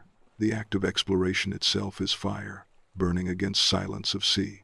As long as humans seek, as long as we imagine, the fires will never die. The lost civilizations breathe not only in ruins but in flames of those who remember. So tonight, as you prepare for rest, imagine torch burning beneath sea. It glows steady, unbothered by currents, undimmed by waves. Around it swim memories of cities, shadows of gods, echoes of chants. The ocean cannot touch this fire, for it is not of wood or oil, it is of spirit, and that spirit is yours too. You are heir of fire, guardian of flame. The lost civilizations live within you whenever you remember them, whenever you honor them, whenever you keep their fire burning in your mind. Every civilization buries its kings with grandeur. In Egypt, pyramids rose from desert like mountains of eternity. In China, entire armies of clay were sealed underground. In the Americas, golden offerings filled tombs of rulers. But when cities drown, what happens to their kings? The ocean is not selective. It does not spare rulers for their crowns. It claims palaces and hovels alike. Yet to imagine the lost civilizations of the ocean is to imagine royal tombs lying silent beneath waves, crowns encrusted with coral, thrones buried in sand, regalia guarded not by priests but by fish. The graves of kings beneath waves may be the most haunting relics of all, for they remind us that even the most powerful are humbled by water. Legends speak of drowned kings. Atlantis was ruled by dynasties who believed themselves favored by gods, yet their arrogance drew punishment. When cities sank, so did their royal halls, their gold, their power. Plato described palaces of orichalcum, shining metal now unknown. Imagine thrones glowing as floodwaters surged, crowns torn from brows, kings drowned alongside subjects. Their graves lie beneath waves, unmarked, their names whispered only in myth. The ocean buried them, but memory refused to forget. Atlantis remains alive, not because of its king's strength, but because of their downfall, eternal reminder that arrogance meets water. In India, Dwarka was said to be city of Krishna himself, God and king. When he departed, ocean rose to claim city. If true, then the grave of king there is not tomb but entire city, drowned as one vast offering. For believers, Krishna did not die but ascended, leaving behind ruins as testimony. Yet for others, drowned streets remain his grave, silent monument to divine ruler humbled by tide. Whether divine or mortal, the pattern is same. Kings too are claimed by sea. In Europe, myths of Celtic kings speak of lands drowned as punishment for their misdeeds. Cantrair Gwaelod in Wales was said to be rich kingdom ruled carelessly until sea claimed it. In Brittany, tales of Eos tell of city whose king failed to restrain daughter's pride, resulting in flood. These myths remember drowned rulers as warnings. Their graves lie beneath coasts, their stories carried in waves. For centuries, fishermen swore they could hear bells of ease ringing from beneath waves on stormy nights, the song of drowned king calling from grave. Even archaeology suggests truth. In Heracleion, colossal statues of pharaohs and gods lie toppled beneath Mediterranean. These were rulers immortalized in stone, now drowned. Their graves are not pyramids but seafloor, where divers illuminate their faces with lamps. To gaze upon them is to feel chill of mortality. Kings who once commanded armies now silent, guarded only by anemones. Their crowns still shine, but with incrustations of sea. The ocean mocked their ambition but preserved their likeness, humbling yet immortalizing. Philosophically, the graves of kings beneath waves remind us of ultimate equality. Power, wealth, glory, none resists tide. In our lives too, ambitions may feel mighty, crowns heavy, but flood of time will claim all. The kings within us, our pride, our ego, will drown. Yet this is not despair but liberation. For when kings drown, humanity remains. When crowns sink, meaning rises. The ocean teaches humility by drowning thrones, yet in doing so, it frees us from illusions of permanence. Imagine descending into royal tomb beneath sea in dream. Pillars loom, gold glitters faintly, jewels sparkle with fish darting through. A crown rests upon skull covered in coral. Silence reigns, yet dignity remains. You feel awe not only for king but for ocean that claimed him. You realize ocean itself is ultimate king, crowned not with jewels but with horizon, throned not in palace but in abyss.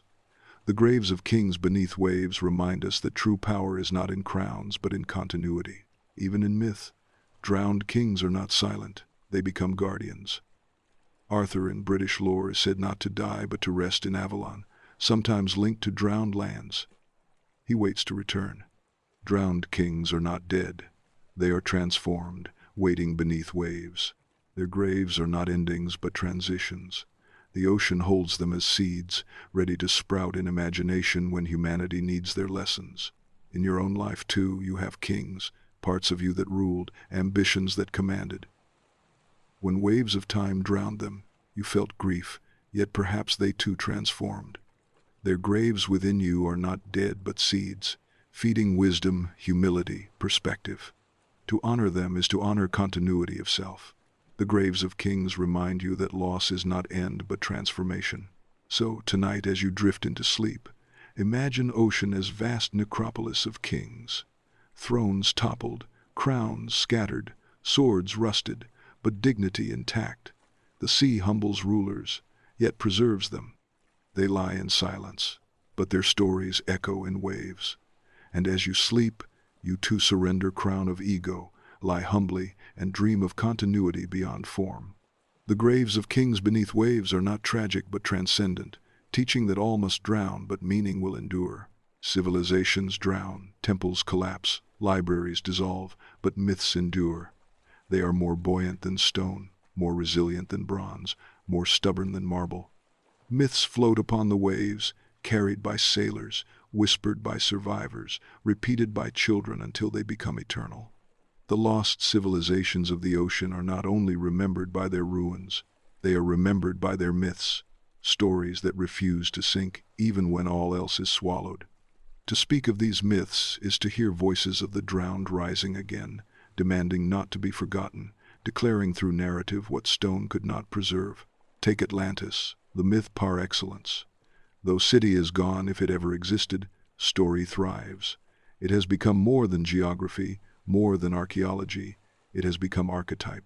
Atlantis is pride punished, greatness humbled, civilization that flew too close to divine only to fall.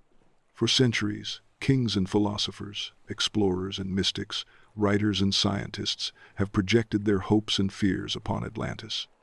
It has been utopia and dystopia, paradise and warning, dream and nightmare. This endurance proves myth's immortality. The ocean drowned city, but it could not drown myth. The same is true for Lemuria, born not of tradition but of 19th century hypothesis to explain distribution of species. Scientists abandoned theory, but myth refused to drown. Lemuria became homeland of sages, golden land lost, paradise beneath waves. Even today in spiritual circles, Lemuria is invoked as source of wisdom. Science may reject it, but imagination refuses. Myth floats, buoyed by human need for origin stories, for paradise lost and sought. In India, the myth of Kumari Kandam endures, homeland of Tamil culture said to lie beneath Indian Ocean. Though geology disputes vast sunken continent, poetry remembers golden land of philosophers and kings. For Tamil people, myth is not drowned, it is identity, reminder of greatness, promise of continuity. The ocean may erase land, but it cannot erase belonging. Myth becomes homeland when geography fails. Across Europe, too, myths persist. Cantre'r Gwaelod in Wales, city drowned by negligence, survives in songs. Ys in Brittany, city claimed by sea because of pride, is remembered in bells said to toll beneath waves. These myths refuse to drown, resurfacing in folklore, literature, music. Fishermen swore they heard them, poets sang them, and now tourists visit coasts seeking resonance. Myth breathes where stone cannot. In Pacific, Polynesian myths of drowned islands still guide. Chants speak of lands vanished, of gods sinking homes, of survivors carrying culture to new shores. These chants endure not because geography remains, but because memory insists. The myths refuse to drown, floating across centuries. Philosophically, myths that refuse to drown embody continuity of meaning. They show that what is lost physically can survive spiritually. They reveal resilience of human imagination, capacity to preserve truth in story even when evidence is gone. They also reveal paradox. Myths distort, change, exaggerate, but in doing so, they survive. Purity of fact may drown, but flexibility of myth floats. Myths survive because they adapt, shape-shifting with culture, resonating with new fears and hopes. Imagine in dream sitting upon shore after flood. City lies beneath waves, ruins gone, but you tell child story. You exaggerate, you invent, but essence survives. City drowned because of pride, because of gods, because of fate. Child grows, tells story to their child. Centuries pass, city forgotten, but myth thrives. Myth is raft carrying memory across flood. Science, too, must recognize power of myth. Archaeology digs ruins, but myths often guide where to look. Troy was myth until Schliemann dug it. Myths of floods once dismissed now aligned with geology. Myth may not be fact, but it is compass, pointing toward truths deeper than stone. To study myths is to respect resilience of memory, even when distorted. The lost civilizations of ocean live in myths as much as in ruins. In your own life, myths exist too. Stories you tell yourself about who you are, who you were, who you might be. They may not be factually accurate, but they shape identity. They refuse to drown, resurfacing in dreams, influencing choices. To honor them is to honor continuity of self. Myths may distort memory, but they preserve essence. The myths within you float like those within ocean, buoyant, stubborn, eternal. So tonight, as you drift into sleep, listen for myths rising in waves. Hear Atlantis whisper of pride, Lemuria sing of paradise, Kumari Kandam chant of homeland, Ys toll bells of warning. They are not drowned, they are eternal. The ocean may cover stone, but it cannot cover story. Myths refuse to drown, and in them civilizations live forever. Every ruin is a warning, every myth a signal, every drowned city a prophecy whispered across generations. The ocean does not simply erase civilizations. It writes messages upon their absence, letters inscribed in salt and silence that only the patient can read. The lost civilizations of the ocean are not only mysteries to entertain us or puzzles to solve, they are warnings written in water, reminders of what happens when arrogance meets tide, when pride forgets humility, when humanity mistakes permanence for truth. These warnings are not ancient curiosities, they are relevant today, more urgent than ever, because the waters are rising once again, and our own towers stand upon coasts vulnerable to same fate. Atlantis is not only story of pride but prophecy. Its fall was not final. It repeats wherever humans build empires without balance. Every skyscraper that gleams along waterfront is echo of Atlantis. Every city that ignores sea's power is writing its own flood. Plato's tale survives not because of curiosity but because of urgency. It warns that greatness without humility drowns. The ocean has already written this message once. It will write it again if we fail to listen.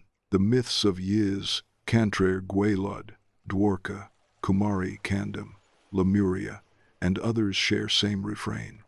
They remind us that negligence, arrogance, or ignorance invites flood. They warn that civilizations too confident in walls and machines are fragile. Their warnings are written not in ink but in waterlines upon stone, in ruins beneath waves, in myths that refuse to vanish. To ignore them is to risk repeating fate. To honor them is to live with humility before ocean. Science amplifies these warnings. Archaeologists uncover Doggerland, once fertile plain, now North Sea. It reminds us that entire nations can vanish not by war but by water. Geologists trace floods of Black Sea, revealing speed with which catastrophe can strike. Climate scientists today chart rising seas, warning that Miami, Jakarta, Dhaka, New York, Venice may be future Dwarkas, future Atlantean ruins. The warnings are no longer myth, they are measurable. The ocean is writing again, and it is writing quickly. Philosophically, the warnings written in water remind us of impermanence. We build illusions of permanence, stone cities, digital archives, global systems. Yet water erodes all. The ocean whispers, "You are temporary, respect me." This is not cruelty but truth, not malice but wisdom. To ignore truth is foolishness, to heed it is wisdom. The drowned civilizations are teachers, their silence more eloquent than speeches. They say, "Do not believe yourself immortal." They say, "Live with humility." They say, "Leave legacy in spirit, not only in stone." Imagine in dreams standing upon cliff, gazing at ocean. Beneath waves lie ruins, silent, dignified. You feel both awe and fear. Then tide rises higher than you expect. Reaching your feet, you realize warning is not only past, it is present. The ocean writes upon your own life too. It warns against pride, against neglect, against forgetting impermanence. To listen is to live wisely. To ignore is to drown. These warnings also extend inward. Within each of us are cities we have built, ambitions, identities, egos. They too risk drowning when pride grows, when humility fails. The ocean within warns with silence, with dreams, with losses that humble us. To ignore is to repeat mistakes. To heed is to grow. The drowned civilizations are not only historical, they are psychological, mirrors of self. But warnings are not despair, they are hope. For to be warned is to be given chance to act. The ocean does not destroy without teaching, it teaches by destroying. Its floods are harsh, but their myths are merciful, giving us lessons across centuries. We are free to listen, to adapt, to change. If we do, perhaps our cities may endure longer, perhaps our legacy may outlast tide. The warnings are invitations, not sentences. So tonight, as you drift into sleep, imagine ocean writing across horizon, letters formed by waves, sentences carved by tides. They say, remember Atlantis, remember Dwarka, remember Doggerland, remember all who thought themselves eternal. They say, respect ocean, respect impermanence, respect life. The warnings are written in water, and they are written for you. Every ruin has its myth, every myth its lesson, but beyond lessons there are dreams. Dreams do not belong to the past alone, they belong to the present and to the future. The lost civilizations of the ocean are not only tragedies to be mourned or warnings to be heeded, they are also dreams that refuse to sink. They are visions that rise again and again in human imagination, guiding explorers, inspiring writers, shaping cultures. No matter how many centuries pass, no matter how deep the ocean buries stone, these dreams rise like bubbles toward surface, fragile yet unstoppable. To speak of them is to speak of hope, because what survives drowning is not only memory but vision, and visions are what move humanity forward. Atlantis is clearest example. For some, it is warning of pride, but for others, it is dream of golden age. Philosophers imagined society built upon balance, inventors dreamed of advanced technologies, mystics spoke of spiritual wisdom preserved beneath sea, explorers searched not to mourn but to rediscover paradise. Even today, people dream of Atlantis as utopia, symbol of possibility.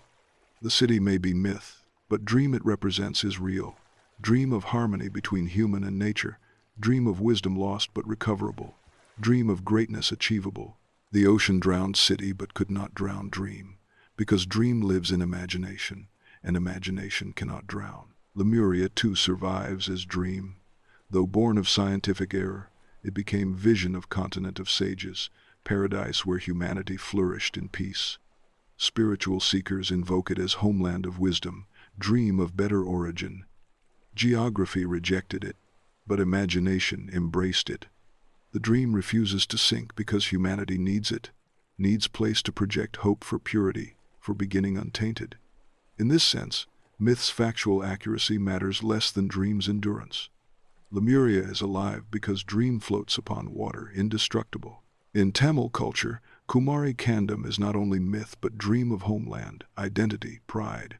Though sea may have claimed land, dream of its greatness continues to inspire literature, art, politics. The ocean cannot drown identity. For people, dream of Kumari Kandam floats, shaping culture even without geography. It shows that lost civilizations are not gone when their land disappears. They endure as long as dream persists. Other myths echo same resilience. Ease in Brittany, though drowned, inspires songs. Cantreau Gwaelod in Wales inspires poets. Polynesian chants of drowned islands inspire navigators. These myths endure not because they are factual, but because they are dreams. And dreams do not sink. They float across centuries, crossing oceans of time. Philosophically, this resilience reveals power of imagination. What we dream cannot be drowned, because it is not built of stone but of meaning. Stone collapses, meaning endures. The lost civilizations are testimonies to fragility of matter but also to immortality of spirit. Dreams are immortality, persistence beyond form. To honor drowned civilizations is not only to respect ruins but to embrace dreams they left. Imagine drifting in sleep above ocean. Beneath waves lie ruins, silent, yet above waves rise visions. You see Atlantis glowing, Lemuria shining, Kumari Kandam flourishing. They are not beneath but above, floating in your imagination. You realize ocean cannot drown dreams because dreams swim. They adapt, transform, reappear. They are eternal swimmers in sea of human spirit. In your own life, think of dreams you thought drowned, ambitions abandoned, hopes lost, plans collapsed. Yet when you look inward, you find fragments still alive. They rise in new forms, disguised as new goals, transformed but enduring. Your dreams, too, refuse to sink. They may rest for years, but they resurface when needed. To live wisely is to honor them, to nurture them, to let them breathe. You are ocean, and your dreams are swimmers. The lost civilizations remind us that humanity itself is dream refusing to sink. Species has faced floods, catastrophes, extinctions, yet survived because vision endured. We built again, dreamed again, sailed again. The ocean drowned many, but it could not drown us, because dream of survival, of meaning, of greatness persists. That dream carries us still. So tonight, as you surrender to sleep, remember that your dreams too are buoyant. No tide can claim them. No flood can erase them. They are more enduring than stone, more resilient than empire. The lost civilizations of ocean live not because of ruins, but because of dreams, and dreams do not drown. They rise again, and so will you. When we think of lost civilizations, we imagine ruins still and silent, but perhaps they are not entirely still. Every culture that has drowned has left behind not only stones, but shadows, echoes of lives lived, presences that linger. The ocean is not only archive, it is theater, and within it the drowned still walk. These are not ghosts in the way we imagine haunted houses, but shadows that move in memory, patterns of existence that refuse to vanish. The lost civilizations of the ocean may still be walking beneath waves, not in flesh but in presence, not in voice but in echo. Legends from every coast whisper of such presences. Fishermen in Wales claim to hear bells of Cantrogwelod ringing beneath storms, shadows of priests still calling congregation. In Brittany they told of figures walking waves near Ys, silhouettes of drowned courtiers gliding upon foam. Polynesian sailors spoke of islands where ancestors walked still, though land had vanished. In Japan, shrines recall spirits of drowned cities, kami who continue to guard waves. In each case, civilization did not fully drown. Its shadows remained, walking beneath surface. Even science recognizes echoes of presence. Sonar scans reveal shapes upon seabed that look like avenues, temples, faces. Divers swimming among ruins often describe uncanny feeling of being watched, of presences just beyond vision. Psychology may explain it as projection, yet perhaps it is memory embedded in place, resonance of countless lives once lived there. Just as rooms on land feel haunted by those who once inhabited them, so too do ruins beneath ocean. The drowned cities breathe shadows, and those shadows walk. Philosophically, shadows represent continuity. Flesh is temporary, stone fragile, but shadow endures as metaphor, as influence. The drowned civilizations cast shadows still, influencing culture, imagination, memory. To walk among them is to walk among shadows, presences that remind us that nothing vanishes completely. Shadows are not absence, they are presence refracted, meaning surviving form. Imagine descending in dream into Heracleion. You see statues, columns, inscriptions. But then, from corner of vision, movement. Figures glide slowly, not fish, not divers, but shapes of those who once lived. A priest with torch, a sailor with net, a child laughing. You reach out, but they dissolve into water. Yet presence lingers, shadow remains. You realize they are not ghosts to fear, but memories to honor, shadows reminding you that civilization may drown, but life continues in trace. Atlantis too casts such shadow. Though no stone is found, its story shadows us still. Every time we build utopia, Atlantis walks with us, reminding us of danger of pride. Every time we seek paradise lost, Atlantis walks with us, shadow guiding vision. It is not visible, but it is present, haunting our imagination. Shadows need not be seen to be real. Their influence proves their existence. In your own life, you too live with shadows.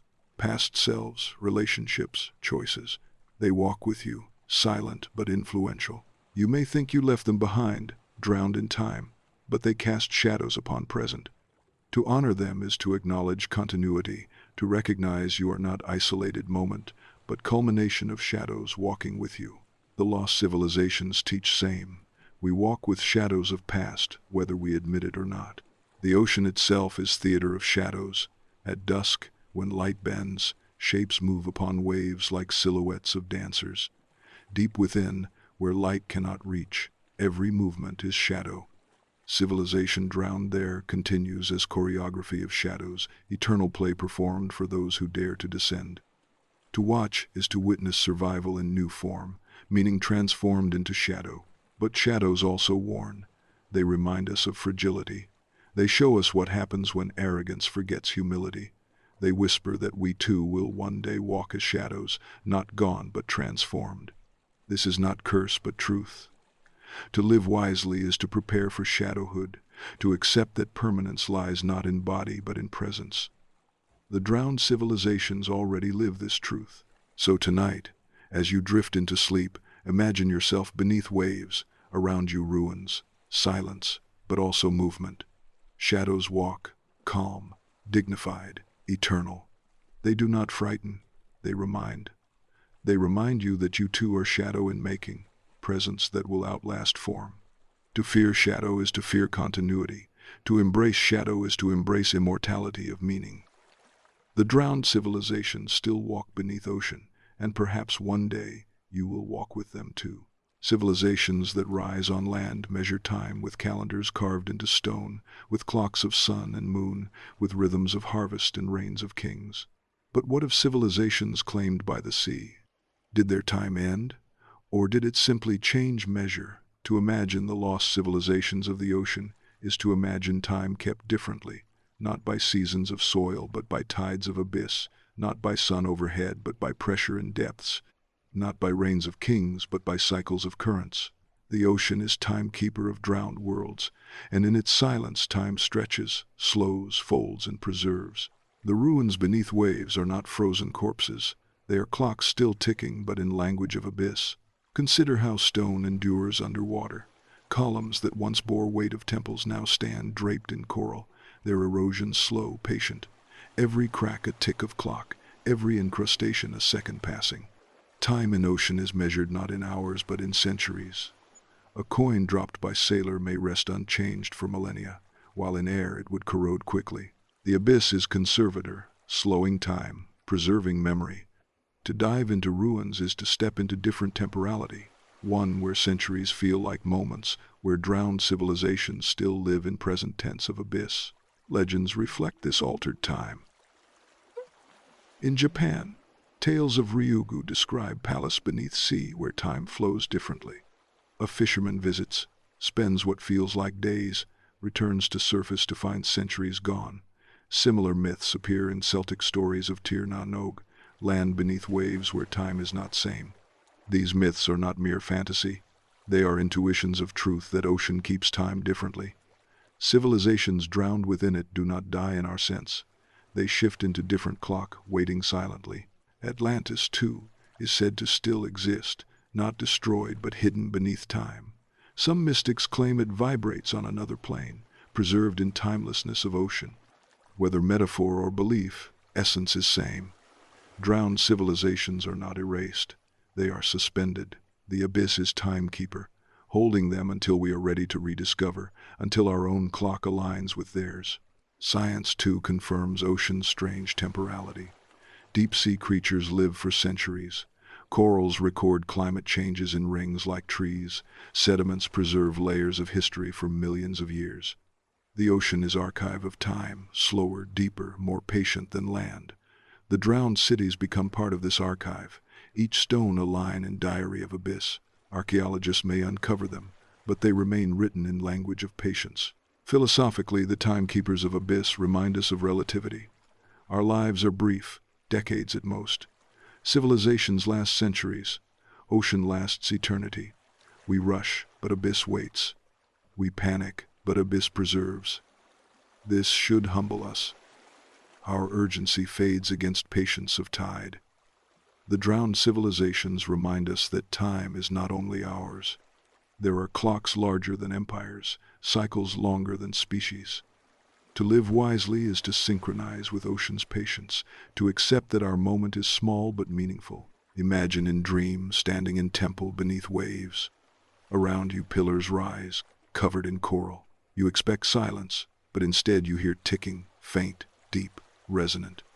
It is not clock but rhythm of abyss, current brushing stone, fish passing in schools, sediment settling. The temple is timepiece, measuring centuries with dignity. You realize drowned civilizations are not gone, they are clocks still running, marking eternity with patience. In your own life, too, you keep multiple clocks. The urgent clock of deadlines, the slower clock of years, the deeper clock of legacy. When you feel overwhelmed, remember abyss. Its patience teaches you to slow, to breathe, to accept your drowned ambitions, your lost loves, your abandoned plans. They are not gone. They are preserved in time's abyss, waiting to resurface when right moment comes. The ocean within you is also timekeeper, and its patience is your salvation. The myths of drowned time remind us of humility. They whisper that our calendars, our empires, our technologies are fleeting. The abyss cares nothing for minutes or hours. It measures in tides and millennia. The civilizations lost to sea are not tragic because they ended, but profound because they joined larger rhythm. They became part of eternity. Their ruins are not reminders of failure, but testimonies of time's true scale. So tonight, as you drift into sleep, imagine ocean's clock ticking, each wave a second, each tide an hour, each century a day. The drowned civilizations live within this rhythm, preserved, patient, eternal. They are not lost. They are suspended, waiting, teaching. To listen is to align with eternity.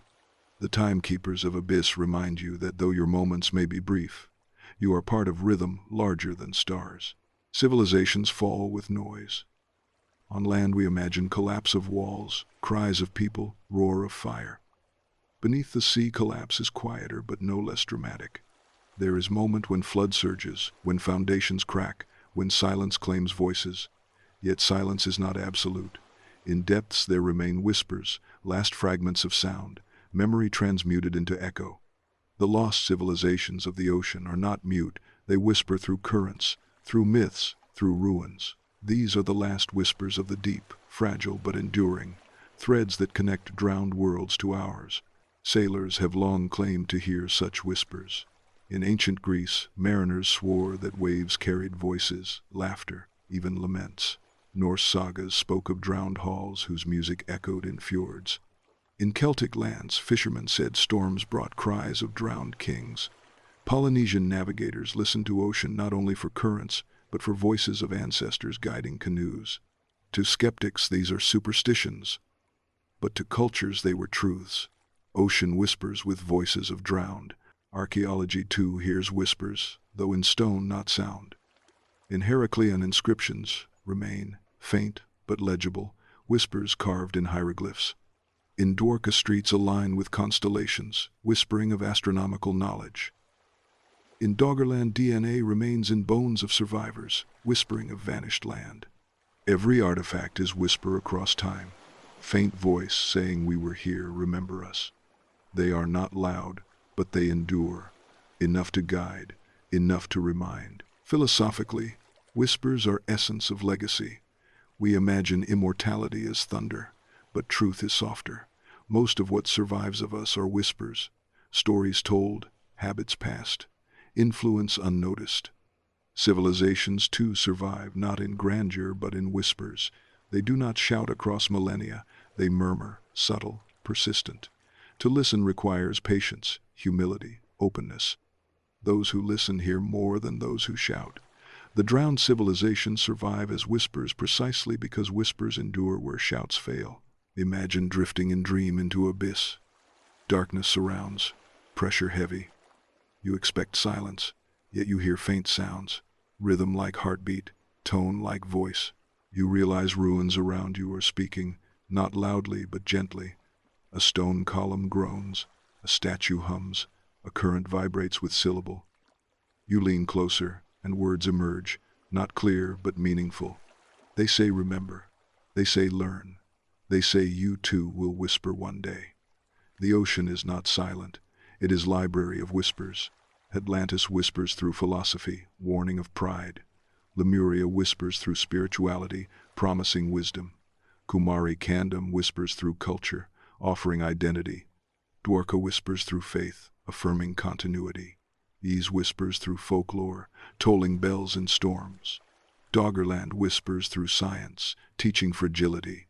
Each whisper unique, each faint but real. Together they form chorus, whispering across time, voices of drowned still alive. In your own life too, you live by whispers. Advice of elders, words of friends, fragments of books, glances of strangers, they shape you more than thunder of fame. You too will leave whispers, not monuments. That is not failure, it is truth of legacy. To whisper is enough, if whisper endures. The drowned civilizations teach us this. They were mighty once, but what survives are whispers, and whispers are eternal. These whispers also warn. They remind us of fragility of land, vulnerability of pride, impermanence of empire. They whisper that we are not eternal, that we too may drown. Yet they also comfort, whispering that memory survives, that nothing is truly lost, that whispers cross centuries. To live wisely is to listen, to honor whispers, to become whisper yourself. So tonight, as you drift into sleep, close your eyes and listen. Beneath hum of waves, beneath silence of night, whispers speak. They are voices of drowned civilizations, faint but present, calling you to remember, to learn, to live humbly. They are last whispers of deep, and they are for you. Every story we have told until now has circled one truth. Every myth and ruin and whisper has pointed toward it. Every dream and shadow has echoed it. The ocean remembers everything. Civilizations may rise and fall. Temples may gleam and crumble. Songs may be sung and silenced. But the ocean never forgets. Its memory is not like ours, selective and fragile. It is absolute, patient, eternal. The waves that crash upon our shores today have touched ruins long forgotten. Currents that sweep across basins carry fragments of drowned kings and broken cities. When we stand at the edge of the sea, we are standing before greatest memory on earth, one that preserves not only geology and biology but history and spirit. The lost civilizations of the ocean are not lost at all. They are archived in abyss, remembered in ways we are only beginning to understand. Atlantis may never be found in stone, but it survives in philosophy, in yearning, in imagination. The ocean remembers pride of its kings, brilliance of its palaces, downfall of its hubris. It whispers to us whenever we build empires upon fragile coasts, whenever we mistake might for permanence.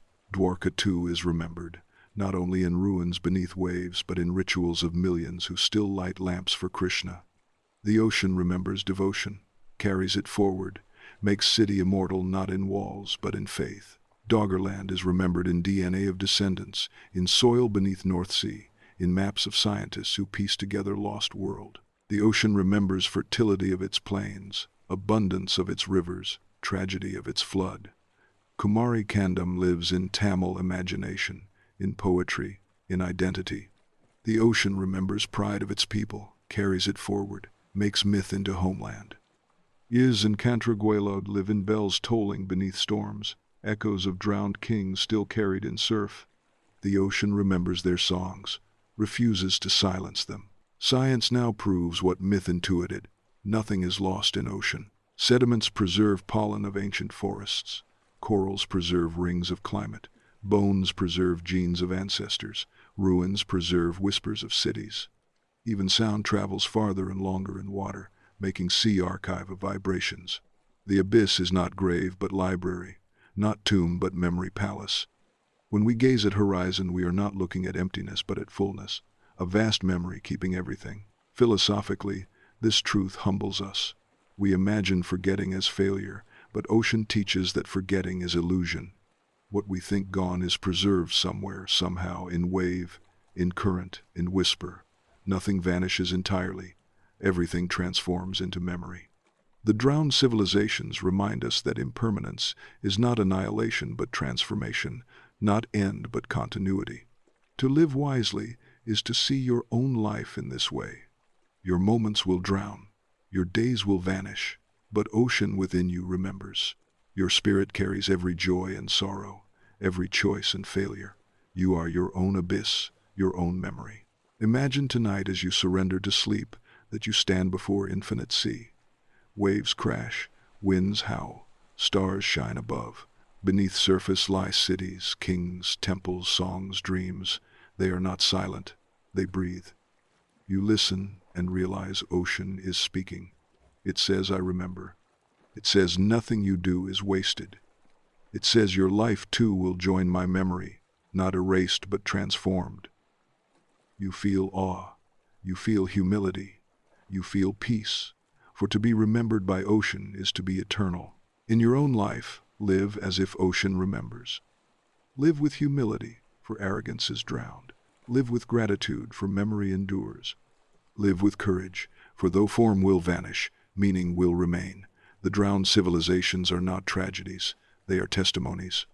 They prove that nothing is lost, that every act echoes, that every whisper matters. You too are whisper that will outlast your form. To embrace this is to embrace immortality, not of body but of meaning. So let the final truth resound.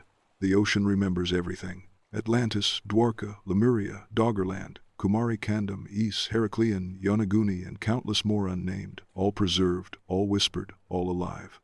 They are not gone, they are here, beneath waves, within myths, across dreams. The ocean holds them, and in holding them, it holds us too. We are not separate. We are remembered. And as you close your eyes tonight, as you drift into sleep, remember this: the ocean forgets nothing, and neither should you.